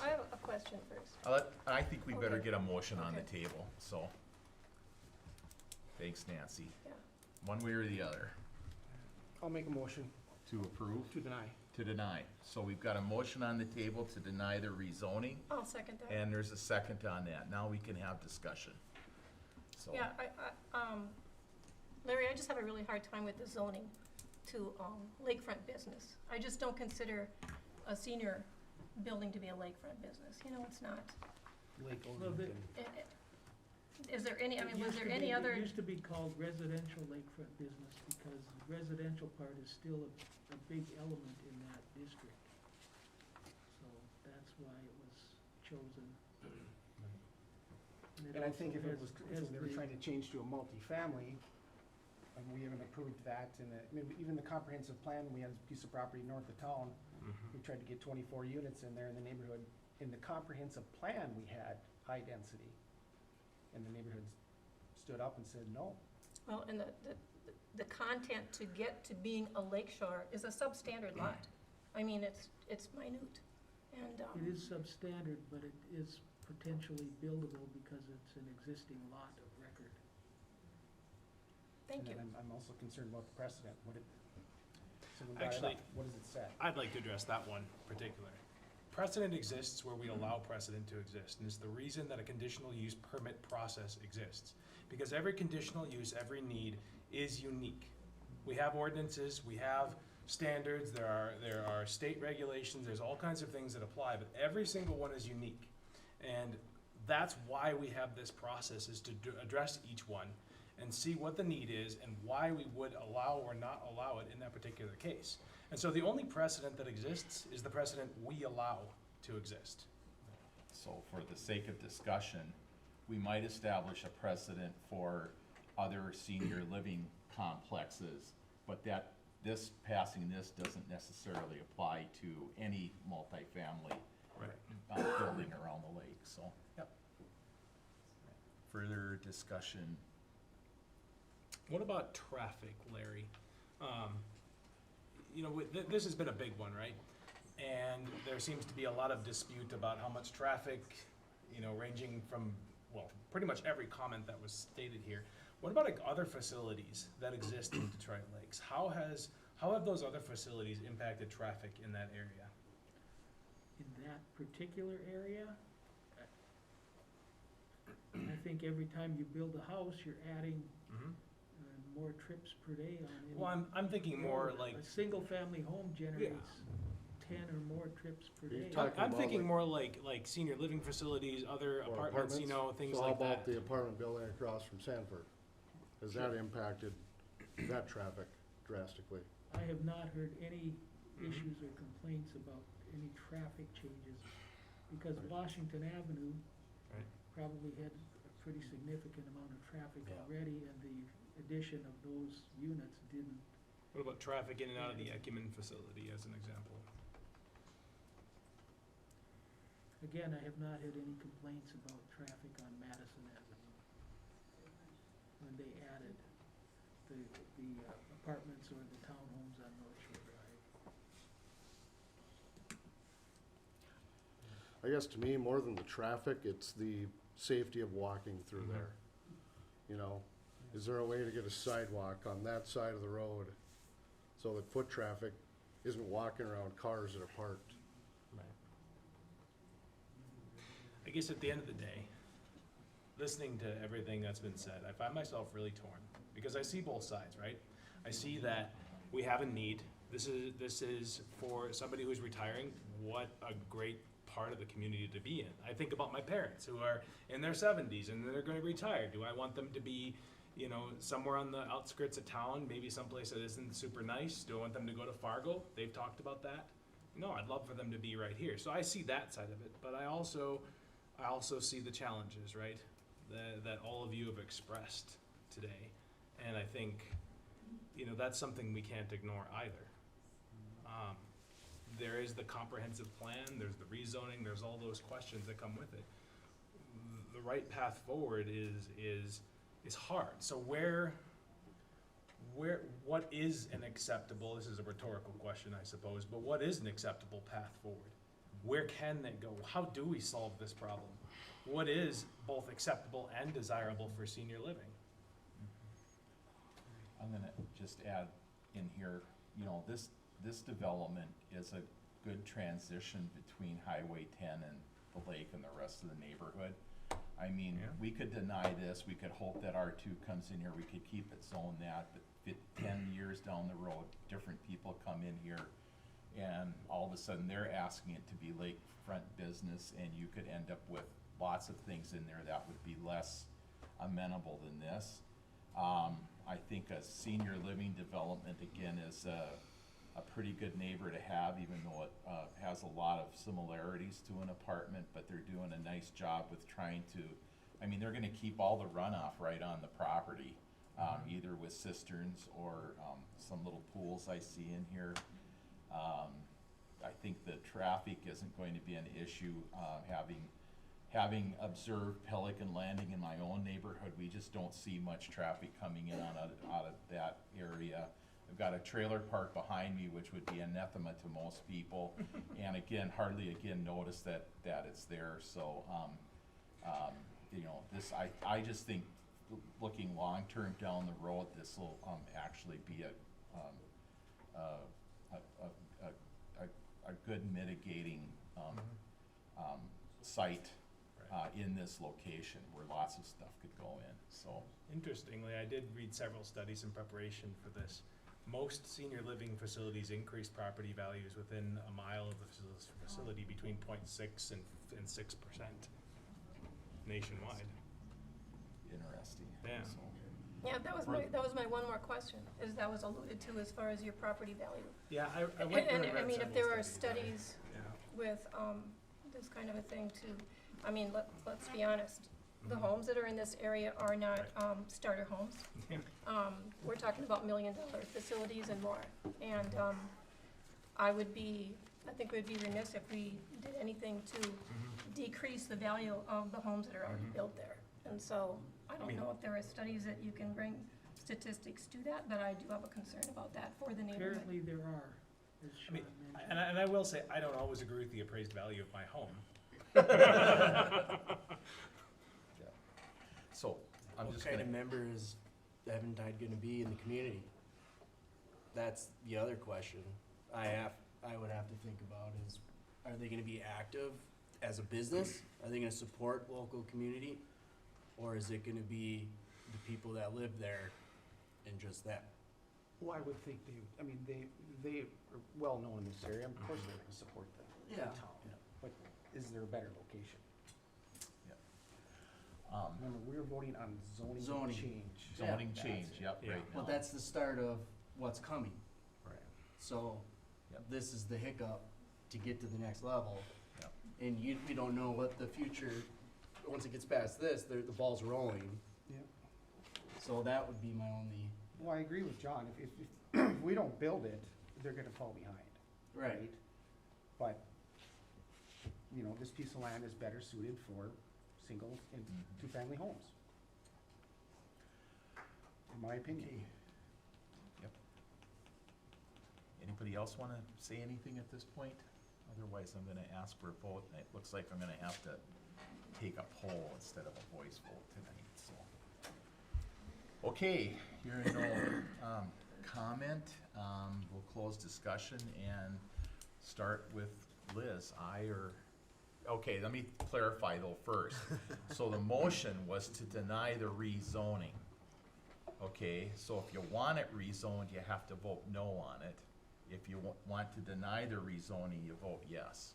So everybody's clear, okay? But if we deny the rezoning, that denies everything, doesn't it? Correct. Then they can't move ahead with it, so. so yes is stay the Yes. same. Well, yes would be to leave the property That's R2 and R2. nothing happens here. No is, No rezone. means, well, no would be in favor of rezoning it, but then we would have to have a motion to do the rezoning and vote again, because you can't move forward with a negative. So, Well, just to clarify, this is a recommendation, and we have Yes. sent recommendations to the community development Committee, that not yep. everybody agrees. It still goes to the next step. yep, Okay. yep, so this isn't final, but let me tell you, a lot of weight has been put on the recommendations of the planning commission. It's been very rare since I've been on the CDC that we would go against. I'm not saying it won't happen, but it's been pretty rare, so. Okay, so now, having said that, Liz, how would you vote and just explain your vote so we know what you, not in the detail, but that you're basically for rezoning it. So I am going to say nay to the motion that's on the table, and the reason I'm saying nay to it is our zoning ordinance allows us to consider this within the lakefront business zoning and as an RM consideration. So I am saying no. No. So, right, got it. And Nancy? I'm saying yes. I agree, but it is a consideration. I don't think this is the right spot, and I would really encourage them to find another spot because there is a strong need for that in the community. Thank you. yes, keep it R2. Okay, Sean? No, I agree with what Liz had to say. Okay, I'll go next. I'm gonna vote no, because I think, again, this is it's a good spot for it. It's a good transition between Highway 10 and the neighborhood. Don? I'm gonna vote no. I feel that there is quite a need for, this type of a project in the community. The community is getting older. We've eliminated several starter homes or young, other homes. That's just my feeling. It's not my perfect spot that I'd put it. Okay, thank you. Kurt? Eric, yes. Eric, I mean, sorry. Yes, okay, and Chris? I'm voting no. I understand everyone's concerns, but I agree with what Liz says. Okay, it's 5-4 is my count. Is that yours, Jen? To, 5 to 3. 5 to 3, it's 5 to 3, yeah, there's only 8 of us here, so that would have to be correct. So the motion fails. So in order to move forward with this, we would need somebody to make a motion to approve the rezoning. I move to approve the rezoning from Okay. R2 to LB. I'll Okay. second that motion. And it's seconded, and we don't need to explain this time, but we'll need to go around the table. I'm sure the vote will be the same, but just to be formal. So this is for the rezoning. Liz? Aye. Aye. Nancy? Nay. No. Nay. Aye. Aye. Aye. And Chris? Yes.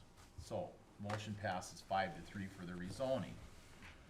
So then, we need a motion to approve or deny the conditional use permit at the site, so. I would make it, but I can't.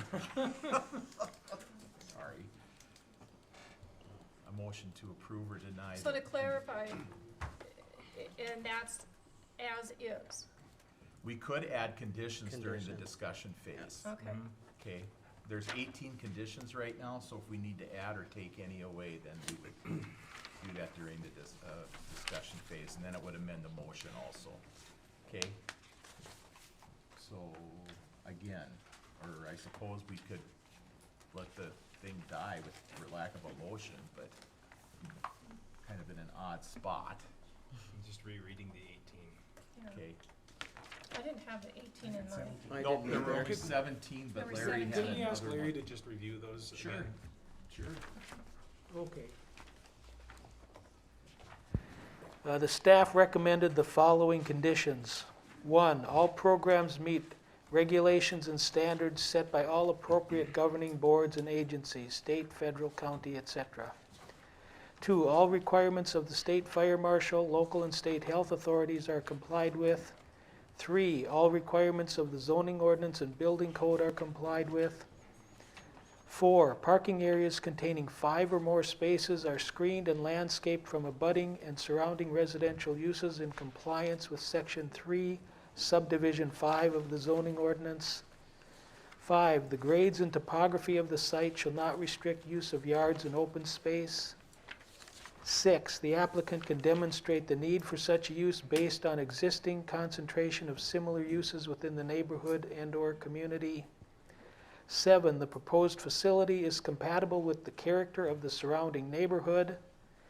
8, that the facility provide at least 1 parking space for each residence plus 1 space for each staff person on maximum shift. Number 9, that the owner obtain a land disturbance permit from the city prior to issuance of a building permit. 10, that the owner obtain a construction stormwater permit from the Minnesota Pollution Control Agency prior to issuance of a building permit. 11, that the owner obtain a Pelican River Watershed District permit prior to issuance of a building permit. 12, that the site be under single ownership or unified control. 13, that the owner obtain a mitigation permit from the city for exceeding 25% impervious surface coverage. 14, that the project be constructed generally as shown on the approved site plan. 15, that the dock is limited to 3 slips. 16, that 50% of the project area be open space and that 20% of the project area be usable open space. 17, that the owner provide the city with a landscape plan that meets the city staff approval. And 18, that the 4 parking spaces on the riparian lot be set back 5 feet from the lot line and be fully screened from the adjacent residential lots with a 6-foot-high screening element, and that the impervious surface coverage on this lot not exceed 35%. So thank you, Larry, and then just to clarify, Nancy, I talked about adding, if you wanted to add more conditions, you could do that as part of making a motion, or if a motion is made with these 18, then we could amend the motion after discussion, okay? So just so we're clear. Let's on get that. the discussion All right, started. yes, a couple questions on that, if I could. Do we need to make a motion before we have discussion? Why the question on the conditions? Yeah, it would be better, but I think we can allow it, so, yeah, go Okay, ahead. I'm just, at number 12, that the site be under single ownership or unified control. Can you define that for me? Well, basically, we don't want it to be a project where it's individual owners of each individual unit, Not a condo. It's not a separate. condo. Okay. Any Another other question? ones? Number 7, I Or guess. alternatively, if it is a condo, it would have to be run by a homeowners association so that there's some unified. And then control. number 7, it says the proposed facility is compatible with the character of the surrounding neighborhood. I mean, what exactly does that mean? Which number? Number 7. 7.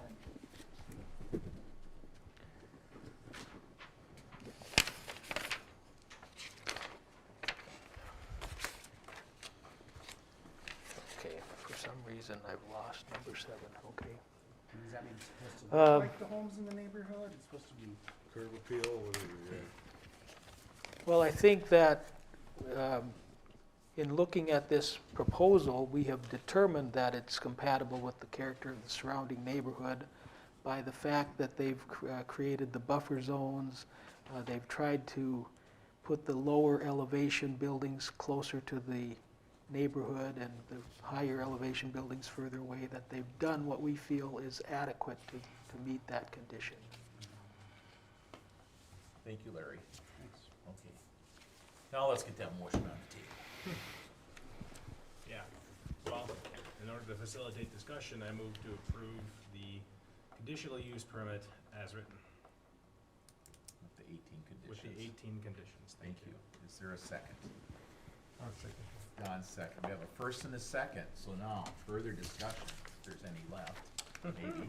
I do believe that we need to put an additional consideration for the lighting pollution. Yeah, I was trying to think of how to phrase that. There are, under building code and under design elements, which I think there's an architect in the, you can do low directional lighting in a parking area so that it's focused on the subjects in that area versus Yeah. illuminating in other areas that would be considered light pollution, so. And I would even add to that, the foot traffic issue, something along that frontage there. So how would you phrase it? How can we say that in an effective Well, way? with the, in that buffer zone, there's gotta be room for a sidewalk. Is there not? Along the frontage, Oh, I see, you want them to provide a sidewalk. at least for the, yeah, because there, we know there's cars parking on both sides of Okay. the road there. And there's I'm not- people okay, running, biking, and Okay. First, I need to figure out what we're doing with the lighting. So how do we want to phrase that? Lighting pollution? Yeah, that the That project will developer use, be required to put in lighting that will mitigate any lighting pollution in the residential area. So who's gonna police that? The design, Once it's in place, it would be up to city staff to police that. Right, Kelsey? I mean, that's how we handle it, yep.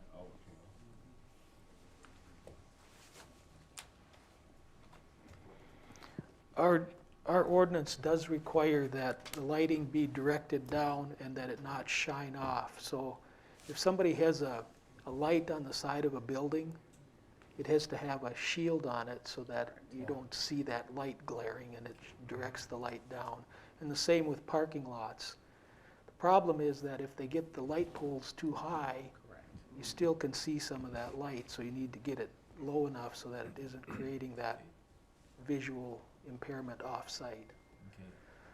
So if I've got the wording for it now, but it may change a little bit between now and when the council gets it, just to, if we can clean it up a little bit.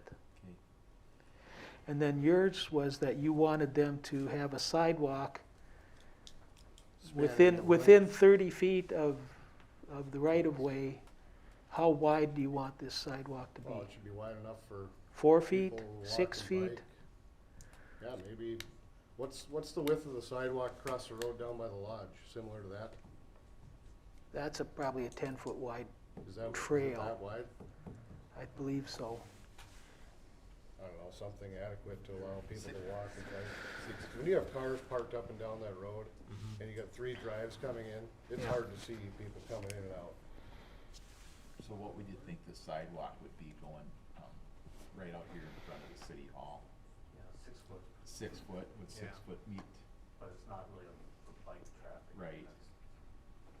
So I'm not. Yeah, I don't know if we want to encourage bike traffic wouldn't anyway think- with, I'd say no at that bike point when traffic. we've got the shoulders, so, on the sidewalk. 6 feet, okay? Yeah. And designated So- as a walkway. The one thing I would think about is parking on the side of the street.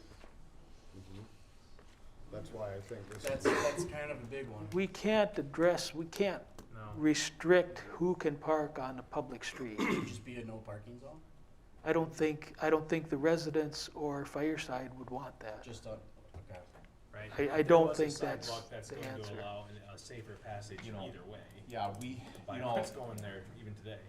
that really, if that becomes an issue, we need to go to the Public Safety Committee Sure. with that rather than. Okay. Yeah, that's, we Okay. can't address Okay. that here. Which Not, maybe we not as should- part of this. Okay. Yeah, which maybe we should send a note to them after this anyway. To take a look at that. Yeah, and there's been enough concern raised about it. I've heard concerns about parking, but I haven't heard anybody say that they don't want parking on East Shore Drive. I think most people want it. Yeah. Is that, No, and I didn't mean, I wasn't He was- recommending that we. No, I was just assuming, but So we're looking at adding, So, yeah, what we need is a motion to amend the motion at this point. right. I think unless there's a, yeah, that's the Yeah, safest way to that's- handle a motion to that's- amend the motion, adding those 2 conditions. But are there other conditions we want to look at first? I hate to, Nancy? I still have a real concern about the pavilion, that substandard lot. I like the recommendation that the lot is there, but it doesn't need to have a building on it. If you look at the lot, I mean, the topography on that lot it's a big hill. There'd be a lot of land disturbance to make that a level, to safely, drive in, have a building, have the parking spaces. If they don't have that lot, they don't have a lakefront business, so they have to have the lot, but, I think that might ease some of the concerns of the neighbors somewhat, and, I would like to see some way to add that. So you would basically make a condition that they couldn't put a building on that lot at all. Well, So if we do that, I already am opposed to that. Well, So not we any would building, need- but it has to be, it's overdone. I mean, if you had a 50-foot lot, you could not build on it, am I correct? On the Well, Lakewood it doesn't now? meet the current standard.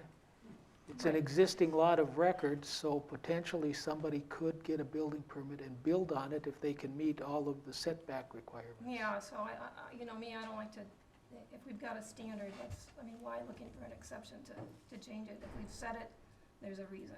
Well, wait a minute, the explanation is that if they meet the requirements, they can put a building there. Right. You could, so Right. we wouldn't have to necessarily provide an exception, Okay. okay, on that 50-foot lot. Correct. So right now, the pavilion or if, with a building would need to meet those requirements. We're not, They're talking about a 25 by 50-foot building, which Yeah. could meet all of the setback requirements. Yeah, and there's nothing in here that explicitly allows it, or grants any sort of permission to do something outside of what is already regulated or defined in. All we're allowing them is what they've shown on their site plan at this point. so Nancy, I guess if we're gonna move ahead with that particular one, we're gonna have to consider each of those like other conditions as a motion, Okay. separate motion, okay? It's just a concern. Yep, or if you wanna move ahead right now, I think we can, I'm sensing that we could address both the conditions we talked about as one, but now I think, so, So we need a motion to accept conditions 19 and 20. yeah, at this point. So that's what we're, unless there's, I wanna see if there's any other motions or conditions that we want on there first. Okay, now I think we've covered it, so given adequate time, so yes, we need a motion to add 19 and 20 to the. Could you read back original really motion. quick? Kind of initiate. Yes. Yeah, what you wrote down. Condition 19 is that the developers will install lighting that will mitigate light pollution off the site. Okay. And number 20 is that the developer provide a 6-foot wide sidewalk along East Shore Drive. Well, along his property line. So from along their property. Okay, so, again, if you want those added, it's gotta be added through amending the motion, which requires a motion. I got one more question. Okay. Being that the fire site is there and also that lot that's there, would there have to be a crosswalk of some sort? But that again would be up to public safety. Right. That Okay. we There's can't not a require that requirement here. for a crosswalk. They are not, the applicant is not requesting a crosswalk. They have another method that they're planning to use to get people to that site safely, which I think is a good plan. Shuttle. Yes. So, again, to add those two conditions, we need an amendment to the original motion, which requires a motion. Somebody's gotta step up and do it, or I'll make a motion to approve to amend the original to motion. amend the Okay. original motion 19 and 20. Yes. Okay, thank you.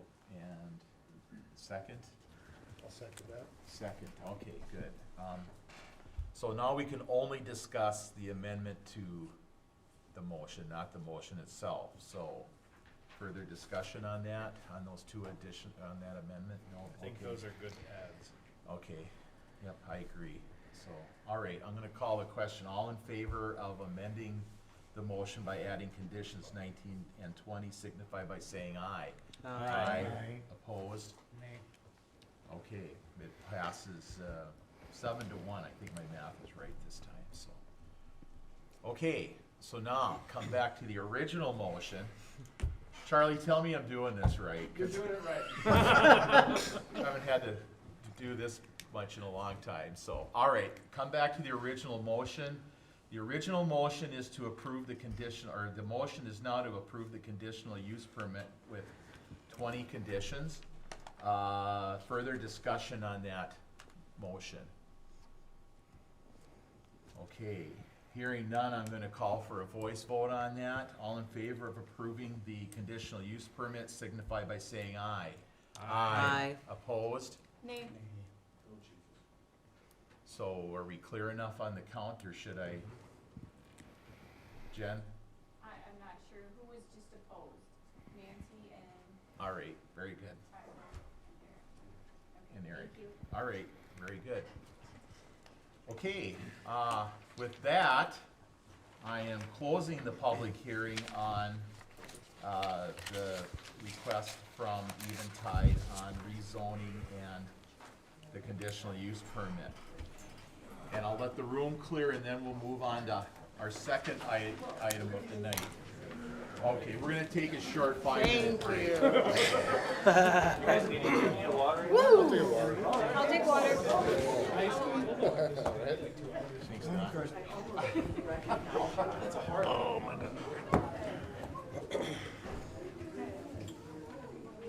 We haven't had that much excitement for a while. I can see why it generated so much concern. Well, I think at the end,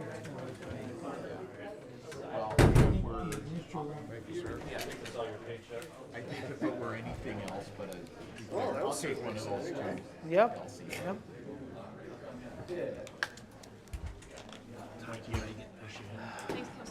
I better take every opportunity. I don't know. I'll grab her. She had a coffee when she came in.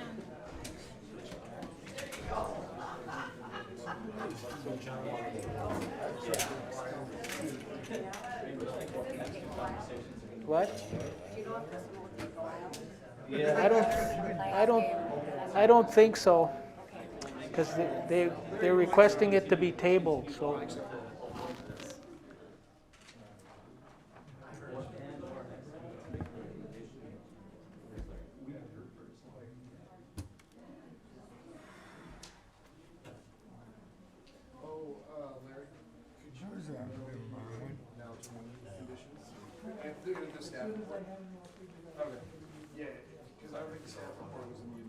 It's tough because you're only so affecting a handful.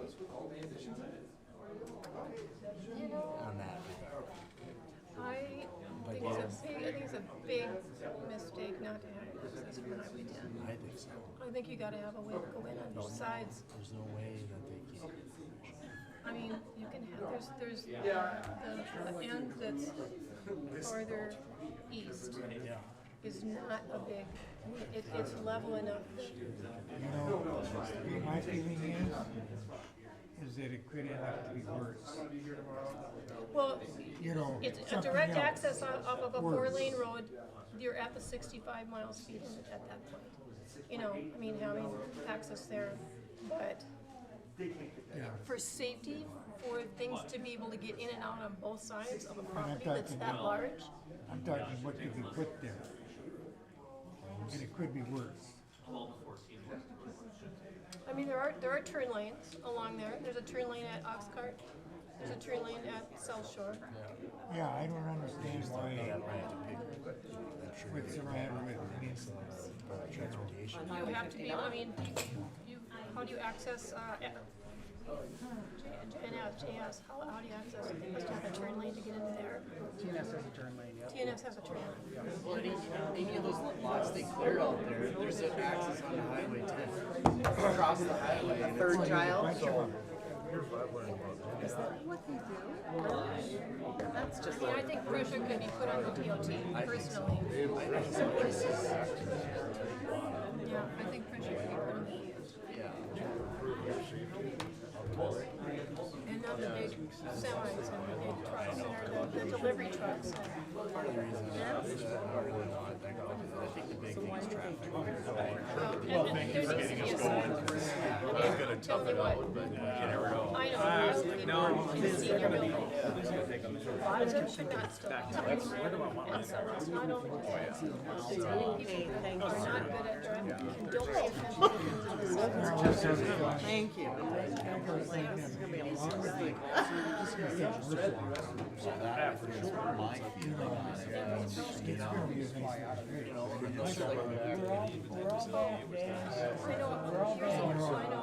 What's that? We're all back, we can start again. Oh, all right. We're gonna That's not like right there. restart the meeting. Across where the high school is. Open a public hearing on a conditional use permit to allow a short-term rental of a 5-bedroom home at 2668 Long Lake Road.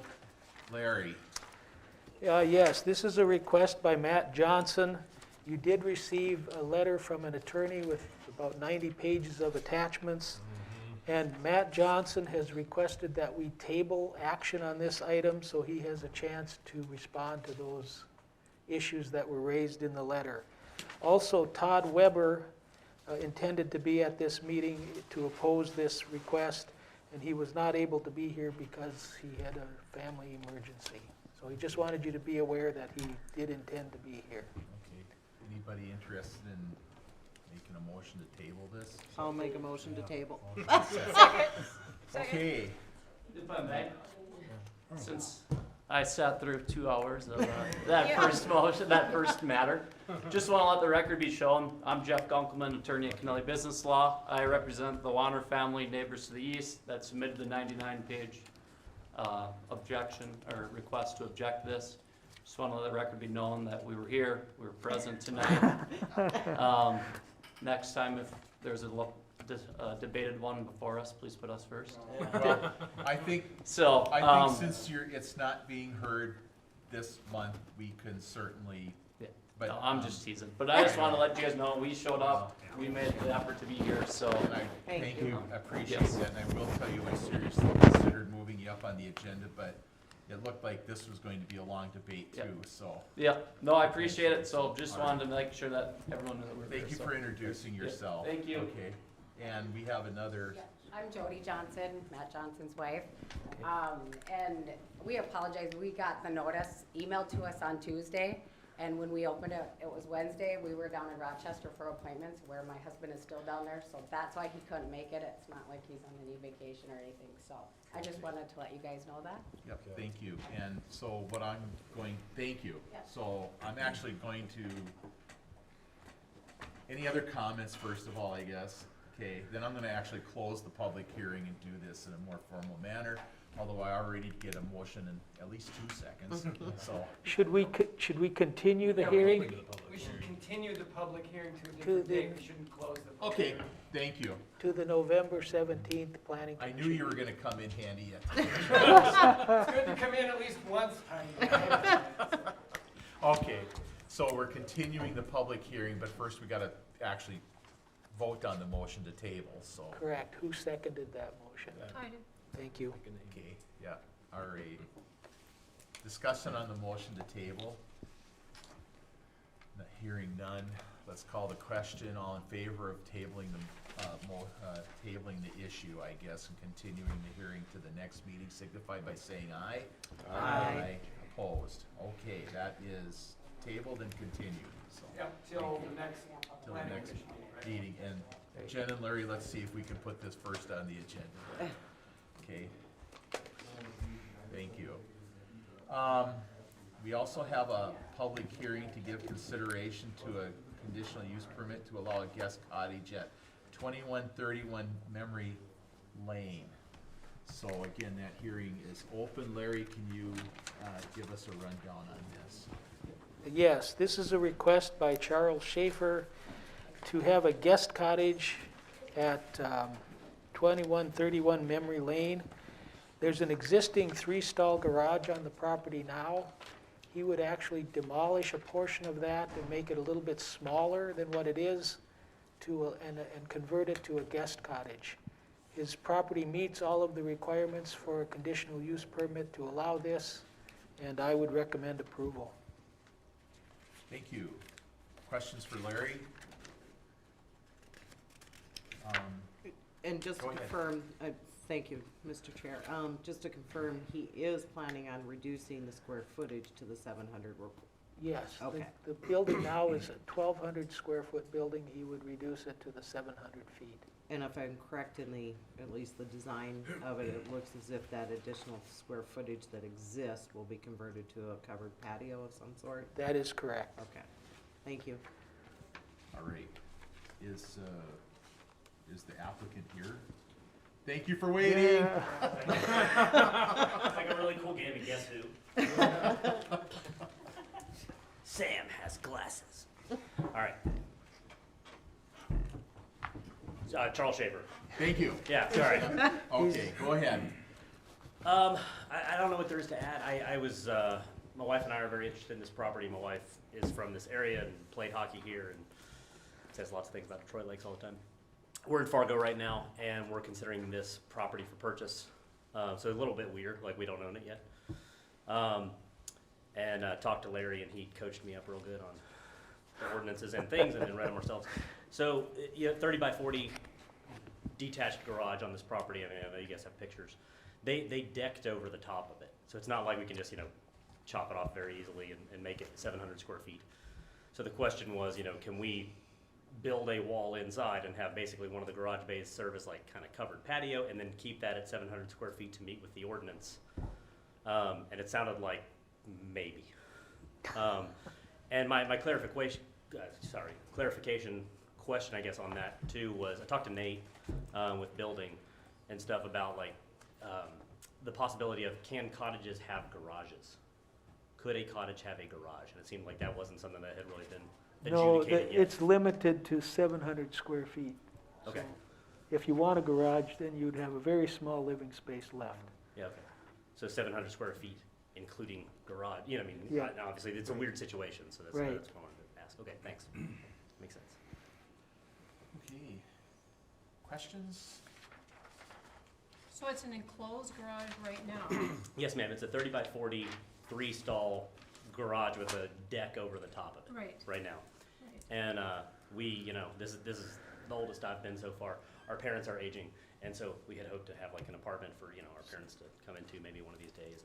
And Okay, so it's still gonna be a covered patio.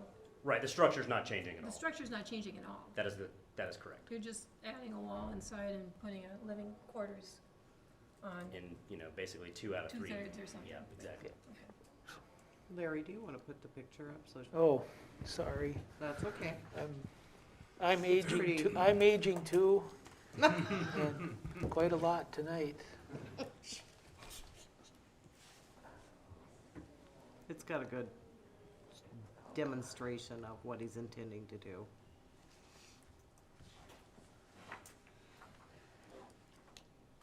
There we go. So this is the property, and if you look at that garage furthest to the south, there's a line across it. That's where basically roughly the cutoff would be. And so part of it would be the guest cottage, and the rest would be that covered patio. So visually, the site wouldn't change much. The neighbors wouldn't notice any difference, really. Okay. Other questions for Mr. Schaefer? I guess I just had a quick question. It's, what would you do with the garage door then? Just keep it there, or? The enclosed patio portion or all of it? Yeah, just the enclosed patio. I mean, my understanding is I need to remove it, which then Yeah. brings in frost footings and all these other undesirable things. But I mean, just talking to Nate about it, I don't know, that's what it sounded like. I do have one quick question, Mr. Schaefer, if you don't mind. How are you supporting the cottage with sewer and water? That is a great question. I don't know yet. So I checked I haven't checked with Central Utility. So checked with an excavation company in town who has nice nails, and you might know. They're looking at it. I don't know. It depends on where it comes in, Central Utility. So if anybody has any idea, or if there's an overlay or something. You just have to tie it into city sewer and water. Right. So it's city sewer and water up there, but it just matters where it comes in. I don't know how much digging we gotta do. I was really hoping for like a work sink or something in there. No go. Didn't happen. Well, there's water in there right now, though, isn't there? In that garage? Yeah. No, sir. I mean, unless I missed it, but I might have missed it. But if that has to go in for the city to serve. Well, I think we staff. should make, yes, that's a requirement. It has to have sewer and water. Yeah. Yeah, for any dwelling, Right. right? Right. Yeah, we don't need to call that out specifically. No. I don't think so. Yeah. Good question, but anyway. Is Other that a- questions for, Is that considered attached garage? Does it have a covered walkway attaching to the house? It's not a covered walkway, though. It's Where's just a, that? it's just a deck. It's like actually a lower level almost, isn't Right, it? but Yeah, it just goes down the hill there. It's an open, it's just an open. I wish it was a covered walkway, because it's R2. It's They wouldn't not. even be here. If it was a covered walkway, drive by. that would be considered part of the dwelling, and then he could just leave it and convert it to living space. Interesting. So, yeah, that's another option that he has. other questions for Mr. Schaefer? Is there anyone else that wants to comment on this, or it's only? Okay. All right, thank you. Yeah, thank you. All right, so, close the hearing. Thank you. Okay, yes. I'll second. Thank you. First and second on the motion. Further discussion on the motion.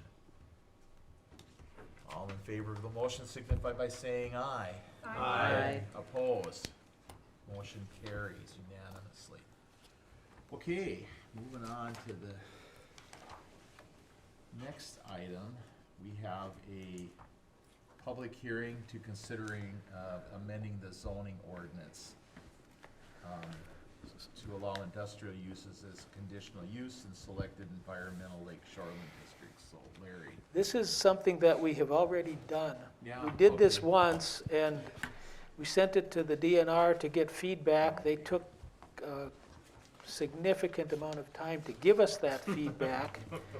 And finally, now that they've done that, what they've asked us to do is to include 5 conditions for any conditional use permit that we allow to allow industrial uses in the shoreland district of Mud Lake, number 402, and the unnamed lake, number 396. Lake 401 was already included in our original ordinance, so they didn't require us to have those same conditions around that lake. So if you look at the ordinance that's in your packet, there's 5 conditions that are listed for the 402 and 396. And that's the only difference from what we had originally approved.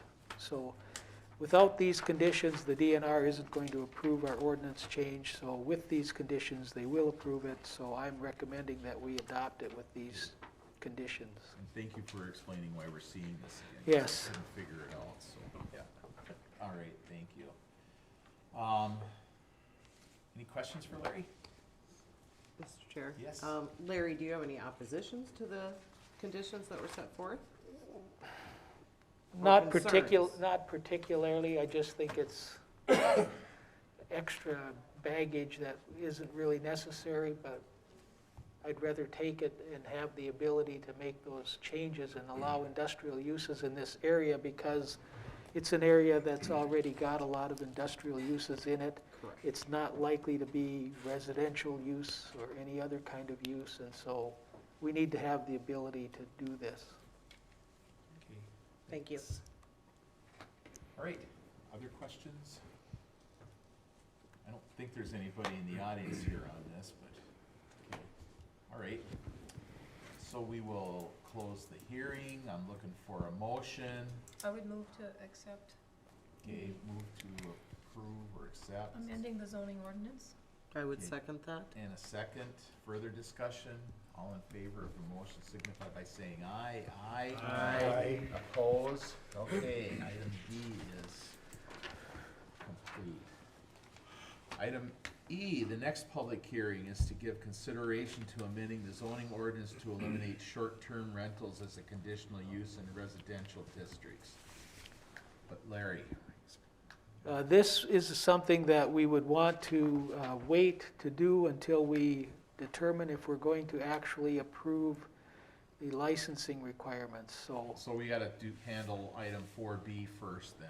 we should do item 4B first, Okay. or we should recommend approval of this only subject to changing to a licensing procedure. So I have a question about the short-term rental that we've just delayed. Yes. If this passes to be a licensure, does that disappear, Charlie?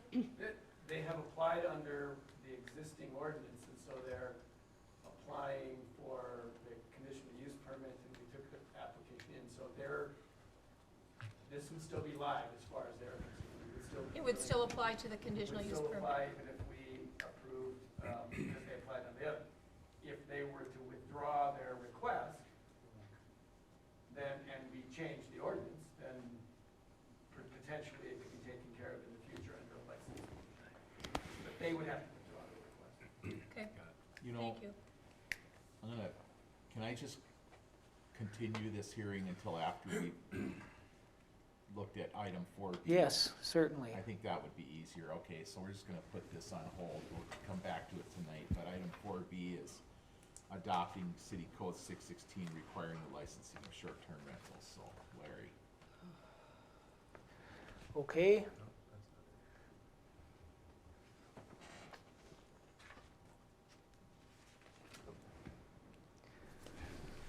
So essentially what we're looking at here is I'm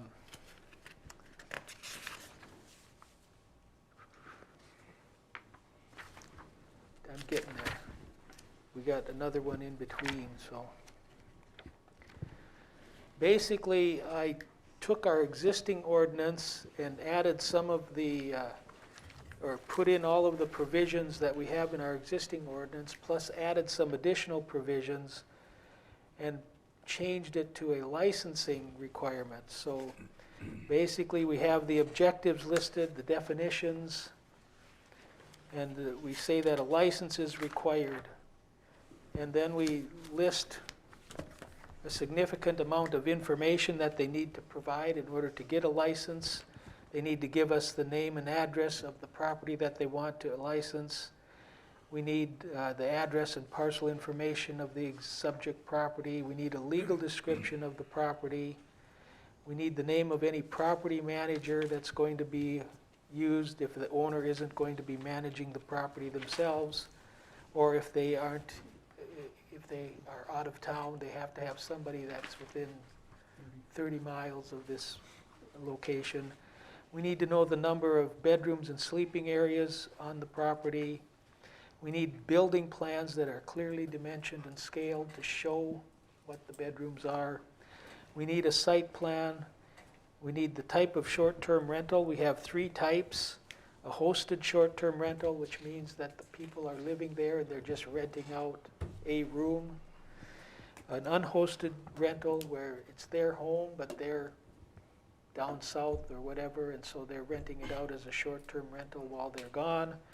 Or we have a dedicated short-term rental where they have a property and that's all they use it for, is for short-term rental. I've got those definitions in there now. We don't treat any of them differently. It's just good for us to know that, and it's also a placeholder for if in the future we need to or want to differentiate between how we handle those or treat those. And so that gives us the opportunity then for future amendments if we need those. And we need proof that they've paid the lodging tax and proof that they have successfully completed their rental inspection. And then basically, I'm going to review all of these license applications and make sure they meet all of the conditions of this ordinance. And if they do, we'll issue them their license. And that would be an annual license. I've put in here that the city would not issue more than 100 short-term rental licenses. That was just put in there because there have been a number of council people and others that have expressed concern about, are we going to end up with so many short-term rentals that we're seriously impacting our long-term housing needs? And so that can be taken out or that could be amended, but I think it's a place to start. We're not anywhere close to 100 short-term rentals. Well, we might be if you count the ones that aren't doing it legally, but legally we're not anywhere near that. Right now we have about 20. So this would give us a lot of room. We've had the short-term rental available for, what, 5, 6 years at least? Since 2019, so 3 years. 3 years. Seems longer. Well, we seem to be getting 1 or 2. And then if an application is denied, the city will notify the applicant in writing. And then they have 15 days to appeal that decision. What is the licensing fee? I'm getting to that. I believe I put $350 in there And that as goes, the annual fee. that goes to the planning Oh, and there it zoning? is. What's that? That goes into your vacation fund. How's that? Pays for our water, yeah. There. So then it 616.06 talks about the conditions of licensing. Basically, we don't allow cooking facilities. It talks about the parking that's required, signage, the number of guests. It says a maximum number of 2 guests are allowed per bedroom or sleeping area, not counting children under 3 years of age, with a maximum of 10 guests per short-term rental. And additional occupancy by use of recreational vehicles, trailers, tents, and other structures is not allowed. Are those not the same 13 points that we had before? These are all very similar to what we had before, yes. Very good. And then we require that they post their license. They have to meet all of the requirements of our dwelling maintenance code. They have to have a property manager within 30 miles. And then the licensing fee, yes, I've put in the fee for 2022 and 2023 at $350. And then the council has the right to set those fees by resolution in the future.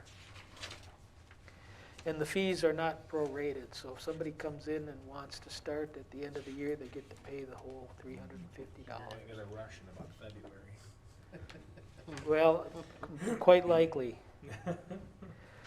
So And Larry, then, the short-term rentals that we have, the 20 that we have right now, yes, that will go away, and those short-term rentals will have to get licensed. they will have to get licensed. It doesn't necessarily go away unless we go in and rescind them all, but I'm not sure. We don't get to rescind them, so they don't go away. They don't go away, but for them to Yeah, do we- short-term rental, They still need to have a They need license. a license. they're gonna have to have a license. gonna have They're a- not gonna be able to continue under the, Well, conditional they use. have their conditional use permit. We can impose a licensing requirement on top of it. The difference is going to be that in the future, people will not need a conditional Right. use permit. I understand. They still will need a license, but the ones who have their conditional use permit have a property right to continue it as long as they continue to comply with the conditions.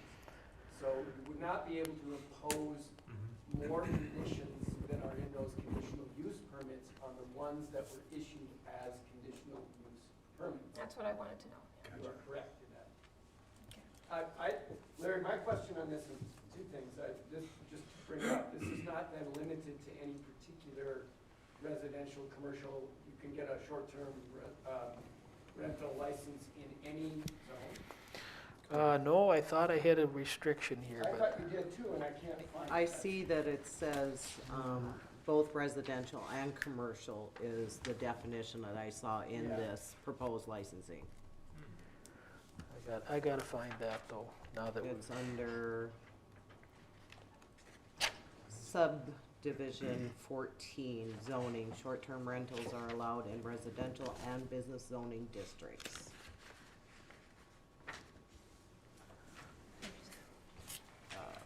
Page 6. Where is that? Yeah. Oh, under, Page 74. Page Page 74. Oh, yeah, I got it. Yep. Okay. All right. So. so that residential and business districts. And then the other, just the 100-person or 100 license limit, I think we might end up, you could say, well, in the short term, it's no big deal, right? We don't have whatever. I think we're gonna end up amending the ordinance if we have some sort of arbitrary number like that. We don't limit the number of plumber licenses and those type of things. If we want to do something to minimize a concentration of licensees, I think the ordinance should probably say no property could be, within some distance of some other licensed business could be applicant could apply for a license. Otherwise, what about number 99 and then, what about number 100 and what about 101? And you imposed an arbitrary condition on that. And there is some case law, Mankato tried to do that with regard to student housing, and they had a fairly messy lawsuit that they lost. So I think we would need to have some other means other than just a maximum number of licenses in the city to minimize the I assume that the purpose of doing that is to minimize the concentration. No, the purpose was to minimize the number of short-term rentals taking over long-term rentals, because we have a housing shortage that we're concerned about. Okay. I mean, We've- I'm just concerned that. I'm not very original, so I got this idea from other cities. There were several other cities that had limits on how many short-term rentals they allowed, so I just I'm a little pirated concerned about that, or- but let's just let it go for now, and then we'll take a look at that. Question on the 20 conditional use permits already in place. Yes. Would those transfer upon the sale of those properties? Yes. Yeah, that's a property right. As long as they're following. It's the- recorded, As long as they yep. comply with the Right. terms of their conditional use. Yes. Because that was part of the condition in the beginning. Right, but I'm just saying, Yeah. this licensing request, does that stay in place? No, the license doesn't. No, I know that. Just to clarify, I'm not saying that the people who have conditional use permits will still need to be, if we pass a licensing ordinance, Okay. they will still need to get a license. Okay. Even It's with the just that conditional, yeah. the ones in the future, if we make this change, won't need to get the conditional use permit. Right. The issue, though, is going to be that if they have a conditional use permit, we have imposed X number of conditions, and they have acquired a property right, as long as they comply with those conditions, to have that license. Okay. Okay? So we might end up, if the licensing ordinance imposes more conditions than were in the conditional use permit that we issued, we are going to not be able to enforce the extra conditions of the licensing ordinance against the people who acquired their right to do it under the existing conditional use permit. Right. I hope that wasn't too goofy, but. No. No. It makes sense. But how do people around there express their concerns? If it's just a license and they don't have to come before Well, us? here's the issue, though, that we're faced with. People come and express their concerns, but if somebody meets all the conditions, we have to approve the conditional use permit. So we're really Right. inviting them in to vent, and we can't really do anything for them if the conditions are met. And so I think that's not a good thing to be doing to the public and to us. In Why some should- respects, this is nicer for them because you can write a new letter that expresses, here's the conditions, here's the requirements, here's your way, contact the city will enforce these things as you've laid out in the ordinance, Yeah. and it's a cleaner path. And going forward, so with the ones who do not have a conditional use permit, you know, the ordinance can change. I mean, we can be flexible if we find that something in the licensing ordinance isn't working well. We can change the licensing ordinance to make it work better, and those will apply to everybody who is doing it and licensed that does not already have a conditional use permit. Because the license is only good for 1 year. Correct. Correct. Well, and Mr. Chair, just one comment. I think subdivision 4, determination of disorderly conduct, I think that the number one thing that we constantly hear when there's a short-term rental is the concern about the parties that are gonna happen. I think there's an enforcement provision that's been provided in this licensing application that is going to strengthen that concern in the community too as well. So many dings on a property. 3, Three? Yep. yeah. And they'll lose their license. Yep. From the enforcement perspective, which is a lot of what our office would be doing, I like this a lot better. Yeah. Because under our current regime, people have a property right to have that. Once we, you know, and they gotta apply with the conditions, but. See, now that's a there's real this, precedent. If you get dinged, we just don't give you a license next year. Right. Right. And also, there are some enforcement mechanisms that are written into this proposed ordinance that will allow the city attorney's office to do something about it now. Right. Right. Correct. Okay, thank you. More questions? And it saves a lot of time in the planning commission meetings not to have to go through. Yeah. Yes, That's right. not to be considered. Mike has a question. Well, as someone who calls the police every morning and asks them, you know, what happened last night, there's a lot of people that call. I mean, I got these kids are out there playing and they're horse playing. And these people get ratted out for every little thing in this town. So what constitutes a disorderly ding? That's a good question, Mike. Is it Disorderly someone gets conduct is arrested? an actual offense. right? I mean, Right. It's a citation. Yeah, The if, rest usually- if the police show up and they can't cite anybody for anything, it It's doesn't not count. disorderly conduct. There it is. And if someone gets cited for disorderly conduct and does not get convicted of disorderly conduct, it's not disorderly conduct. Ah. Right. But July 5th is gonna be a busy day. Any more questions? Okay. Multiple short-term rentals on the same property that meet the regulations. 2 licenses? Yes, they would be required to have 2 licenses. So each individual unit, even if it's on the same property, would require its own license. Yes. Okay. Each business, so to speak. Where he's coming from. Yeah. Further questions? Right, Yeah, well, Okay, Nancy. I think you should know we don't allow accessory dwellings to be licensed as a short-term rental. At least That's already in the, or You're is this something talking we in a need to add? commercial setting. we maybe should put that in here somewhere. Is that covered under another ordinance? No, Let's do that. That's a good idea. if you just tell us to add that, Charlie and I will work out what that addition should be. Okay. So if that's something we want, Yeah, I wanted to go back, when we first did this, Larry, I'm trying to remember, and specifically the Fairfield Inn, because there are condos on the 4th floor, and I'm trying to remember discussion about that because they were in the hotel building, that they could do that They were kind of in a short-term commercial rental. district where But that what I remember would was a be- discussion about they could do that short-term rental. They didn't have to get the conditional use permit, it was part of the Correct. hotel managing their business or something? Kelsey, No, help me it out. was, it was that they're located in a commercial district where that type of use is permitted. So those condos would not need a license? They would. They would underneath this. They Under would this- underneath this? Yes. Okay, Need a that's, conditional use permit. But they need a Okay. license. that's what I wanted to, that's what I wanted to clarify, yeah. Yeah. I had a question, 7,000 north of road down. yeah, I know, I had a question from my hospitality company that asked about that, and about the change.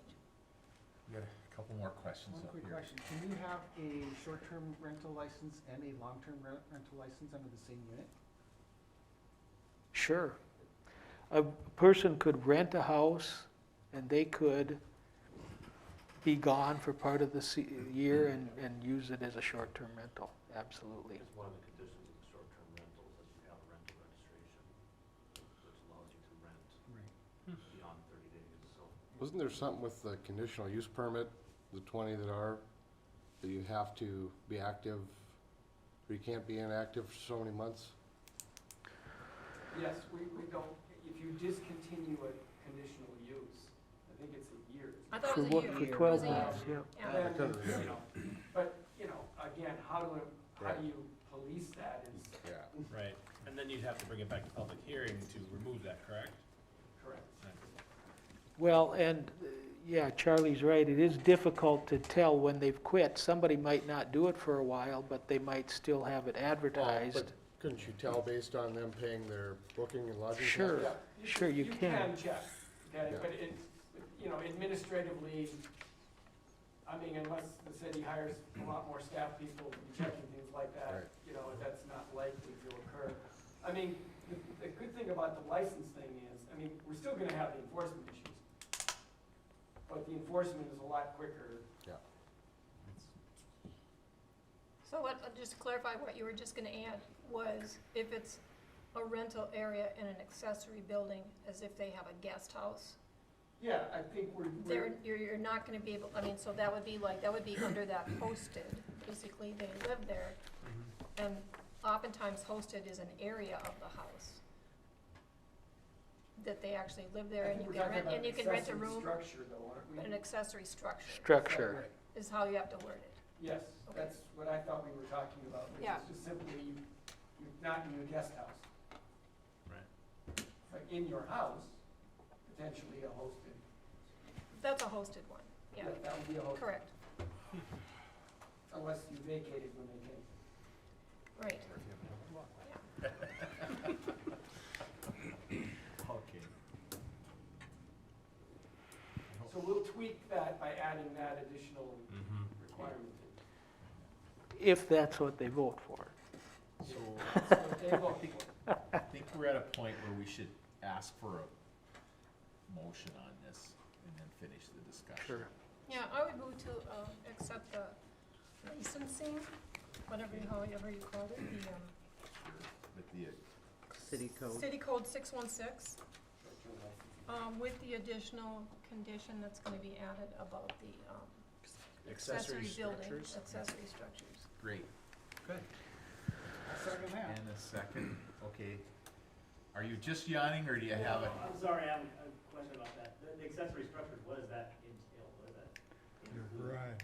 Garage, shed, Guest cottage that's not attached to the house, so, anything that's not attached to the main structure. So a guest cottage, you know, in this scenario, that meets the ordinance in all other respects, will not be granted a license. Right. Why? So your guest cottage would not be getting a short-term rental. Sure, I understand what you're saying. Why? That's the question, and then that would be, what is the debatable, you know, why do you not want to do that? But from a policy standpoint, if that's your choice. And I guess the idea would be that, you know, you don't want to be setting up non-hosted short-term rentals. So when people have their own little resorts on their property where they would have some guests come in for pay. You know, and whether that's the right idea or not, that's what you'd be prohibiting. Yeah, I'm kind of struggling with that one Right. because, like, we've talked about so many times that all the resorts are disappearing too. And, you know, is there a legal liability for the city if in this scenario? But remember, you know, you're allowing these things in residential zones. And Yeah. so, you know, it's one I see thing your to point. say that a resort, Yep. you know, in a Yeah. commercial zone, but these are no longer, that they're gonna be allowed in residential zones, so do you really want to have your neighbors build a guest cottage and start renting it out? Right. So potentially, I'm sorry, Tyler, I totally interrupted you. Go ahead, and I'll ask my question. Well, I mean, I understand what you're redoing your garage into a living quarters, probably to do the Airbnb or whatever at some point. I understand that. So what about like a square footage minimum? Again, I mean, those are Then, things that, you know. I mean, we how talk much would about. that take away? I have a way to split the baby if I may. Like, Yeah. hosted rentals, this category that doesn't have any designation to it yet. Right. We don't have reasons why it's gonna be listed as. But I don't know if that's a licensee designation, but a hosted rental, so these people were in their house, can have their guest cottage as a short-term rental. A non-hosted cannot. So an accessory structure, short-term rental only if it's hosted, if The whole thing. Same property. occupant stays there. Yeah. How are we gonna, Primary residence. Kelsey has something he wants, been wanting My for a thought was while. similar to what, again, it should help here a little bit. I went back and looked and I thought we had something about guest cottages, but there's nothing in the ordinance. So to me, the real concern is if you have two different licenses on the property, I think that's something you really want to avoid, right? Because if you imagine, if you had a house and a guest cottage, you had two different tenants there, every weekend, the issues it would cause. So to me, if you want to have a hybrid, it's really about allowing one license per property. So again, if you're living in the main house and you're renting out the guest cottage, and if the guest cottage meets all the current zoning rules, how's that any different than renting out a room that's Right. already in your house? Right. What does the ordinance say about accessory structures? Is there a limit to the number or I mean, there's a limit to the size, right? Well, typically, accessory structures aren't limited, but then the number of principal dwellings is limited. Okay. So you can only have one principal dwelling, and then in this case, if you're gonna have a guest cottage, you have to have a conditional use permit to allow that. And I believe that's only in the shoreland district, so I don't know how big of a problem it is, but I think if we address it, that you can only have that if it's a hosted short-term rental, then I think we've covered the issue as well as we need to, And that's in Maybe. residential zoning. or Well, commercial. and I guess my I question mean, is we what's have some preventing somebody other than the commercial size of the- areas that are very residential. I guess my question is, what's preventing somebody, if this is what we wanna do, what's preventing somebody other than the lot, size of their lot from building 6 accessory structures? Our ordinance Yeah, doesn't or allow business. that. You have to get a conditional use permit for one guest cottage. You can't Oh. have multiple guest Okay, cottages. that answers my question. But Yeah. then the whole house, everything's property has to be then zoned different. Yes. Or No. not zoned, but property title, your property would change to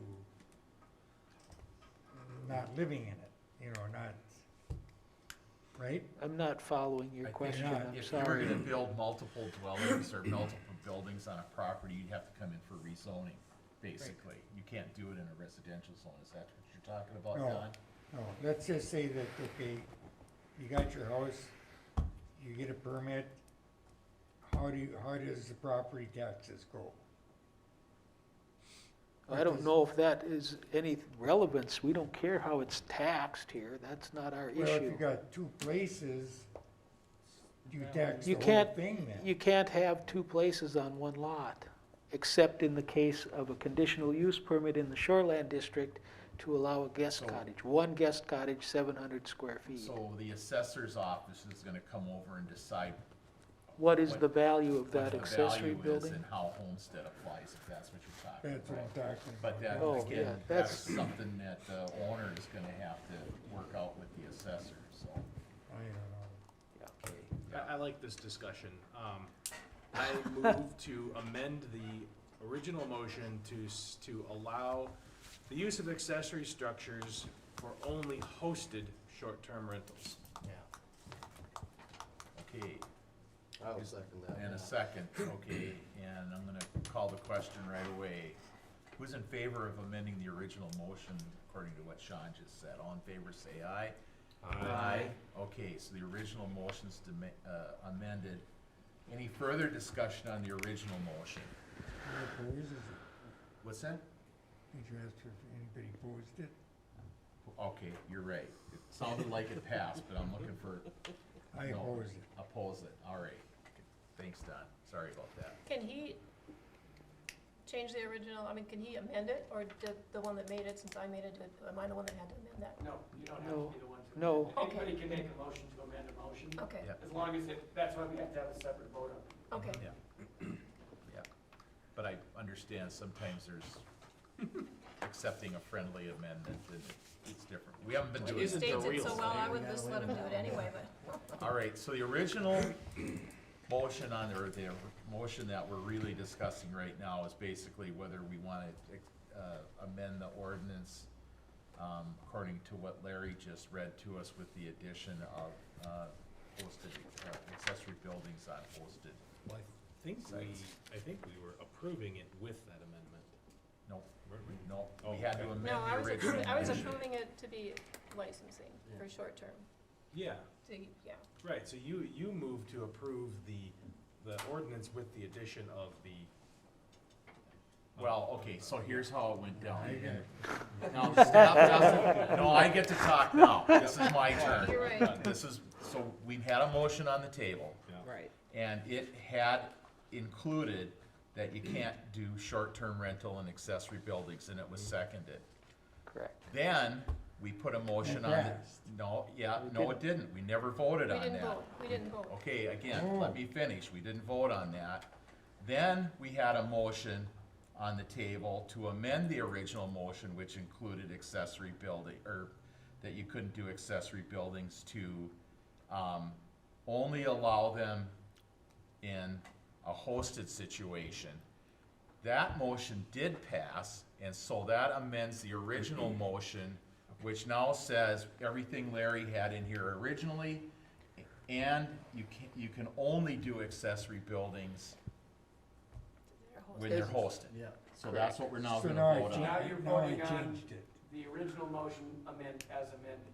Yeah. Thank you. Okay, Okay. So then I changed my vote. Well, I was confused. Sure, well, it's gonna be a confusing night with all the amendments, so. if you think you're confused, wait till she tries to do these minutes. I think we've got it now. So, I'm gonna call the question on the motion, which again, one more time, is what Larry read here to adopt this ordinance, including that you can only do accessory buildings in a hosted situation. So all in favor of the motion signify by saying aye. Aye. And opposed? Okay, motion passes, thank you. So, Yay. Good job. I mean, that was a tough one. let's do this every meeting. So now we're going back to E on the public Let's, hearings? let's go back to E. Yeah. Yes. Okay. We now have a recommendation to the city council to actually require licenses. So now our discussion is whether to amend the zoning ordinance to eliminate short-term rentals as a conditional use in residential districts. Let's just go right to a motion I on this will one. move to approve that. Thank you, Nancy. Do I get a second from Sean? Discussion on the motion. Okay, all in favor of the motion signify by saying aye. Aye. Aye. Opposed? Motion passes. Thank you. That's the end of the public hearings. Yay. So, we still have meeting to go though. Yeah, we do. So, there's an annexation plan included in here, and again, we're making a recommendation on that, right? Correct. So as part of the strategic planning session, the city formed a development and annexation strategy committee to review plans for future annexations to the city of Detroit Lakes. And based on input from that committee, we've drafted the annexation plan that you have in your packet. And basically, the plan includes policy statements for annexation, benefits of annexation. It discusses annexation procedures. And then there's a list of, against the heart of the whole plan is this one-page list of 17 different areas that we feel should be annexed. It lists the method of annexation and the anticipated timing, and then there's a map that shows all of those areas. You're So- talking table 1 on page 60? Table 1 on page 60 and the map on page 61. And as you can see, the map basically squares up the boundaries of the city of Detroit Lakes. All of the areas that we're talking about will either be 100% surrounded or they're more than 60% surrounded. Is that like Abbey Lake? Where is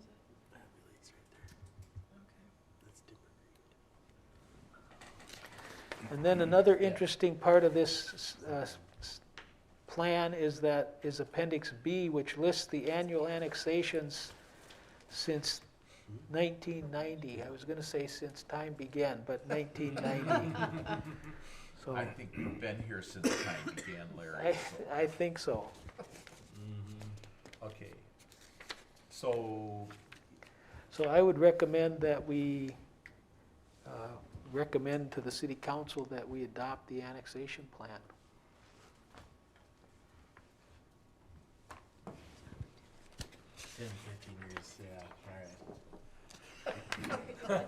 Brookers Drive, I just think there's like 3 houses there. I'm already in the city, but I don't have any special assessments. It's like, there you go, Tyler.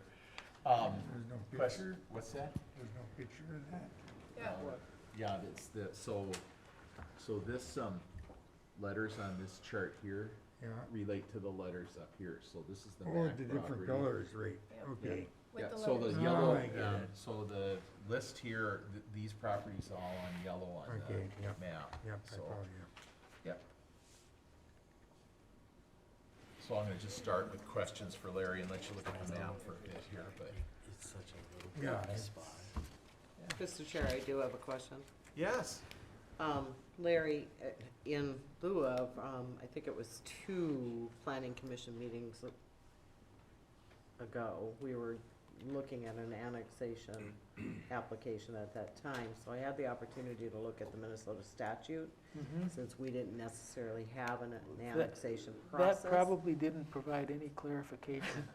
So my question in the end is, we are adopting this based on annexation by ordinance, which is underneath the Minnesota statute. Do you Correct. see anything that has, I guess the appropriate word would be, more restrictive than the Minnesota statute that's defined there? Not sure that I'm understanding your question, but the answer that I have is annexation by ordinance is the one of the less painful methods of annexation that we can do. If it's 100% surrounded, the townships can't object at all. If it's more than 60% surrounded, they have the opportunity to object to the annexation. If they don't object within 90 days, we can go ahead and annex the property. That's never happened. They've always made sure that they've objected before the 90 days has expired. And so then it becomes a contested case annexation, and the state government steps in with an administrative law judge to carry out the procedures. So very similar to the definition of the Minnesota statutes? Yeah. Okay, thank you. Other questions for Larry? Okay, I'd be looking for a motion. I'll make a motion to accept the annexation plan as presented. Thank you. Second? I'll second the motion. Thank you. Further discussion? Okay, I'm gonna call the question. All in favor of recommending consideration of the adoption of an annexation of the annexation plan presented here signify by saying aye. Aye. And opposed? Motion carries. We have a plat. Item 4C. Is the preliminary? Larry. Yes, we have a final plat of, forget what the name of it is. Pinewood Estates. This is the plat of Drew Larson. And basically, it meets the requirements of the city's subdivision regulations. We do need to have an agreement from him that he would pave the street and put in the cul-de-sac, and that's one of the things that I need to add to this resolution that we're looking at, if I can find it here. When you take things out of order, it just messes with me, you know? Is it the staff report? Thank you.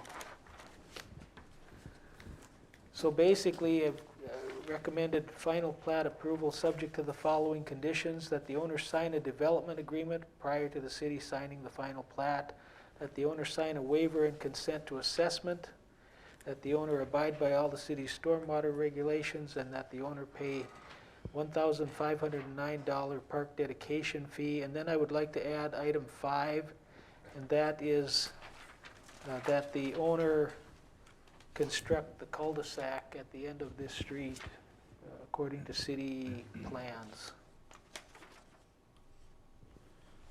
Because that's unpaved right now, unfinished. It is, it's unpaved. Larry, do you want a long story on that? Well, do you want the long story, or? Short version? Sure. I could probably make it even longer, but I'll let. So I believe the condition of the preliminary plat was that that end of that cul-de-sac has to be paved, because you're correct. Today it's not paved, and really that doesn't conform with our rules. We wouldn't have a cul-de-sac that's not paved. The applicant is opposed to paving the cul-de-sac. He contends that he may do future development because he owns the land beyond that, and in which case he's arguing that, like we do phases of other subdivisions, we don't necessarily put cul-de-sacs in. When we know there's already a plat in place and we know there's going to be another phase, we don't necessarily do that. So we kind of compromised with him, and we said, you don't have to pave it, we'll defer it for 5 years, and that gives you 5 years to determine if you're going to do the project or not. Within 5 years, if you aren't coming in with a new plat and extending services to do another development, then you're going to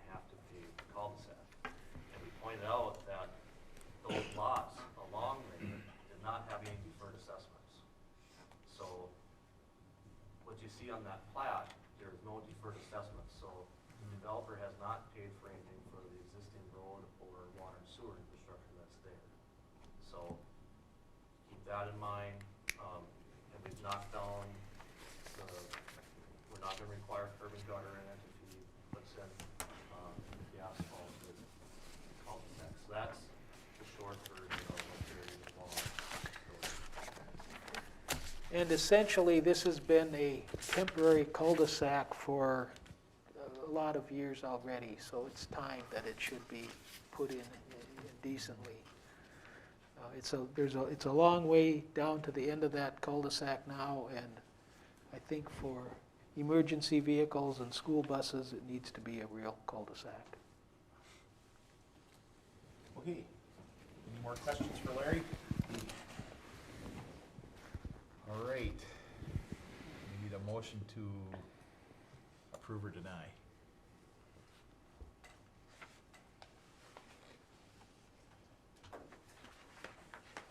I thought So you were it- raising your, oh, go ahead, Sorry. Nancy. All right, there was a question. Yeah. Was that, so the road that I see is in front of lots 1, 2, and 3, that is Yes. already paved? No. Yes. That is already paved. It's just the circular area that's the cul-de-sac, which is actually where the access would be to lot number 4. Yes. So the cul-de-sac that would be put in would be larger and it would be paved. Okay.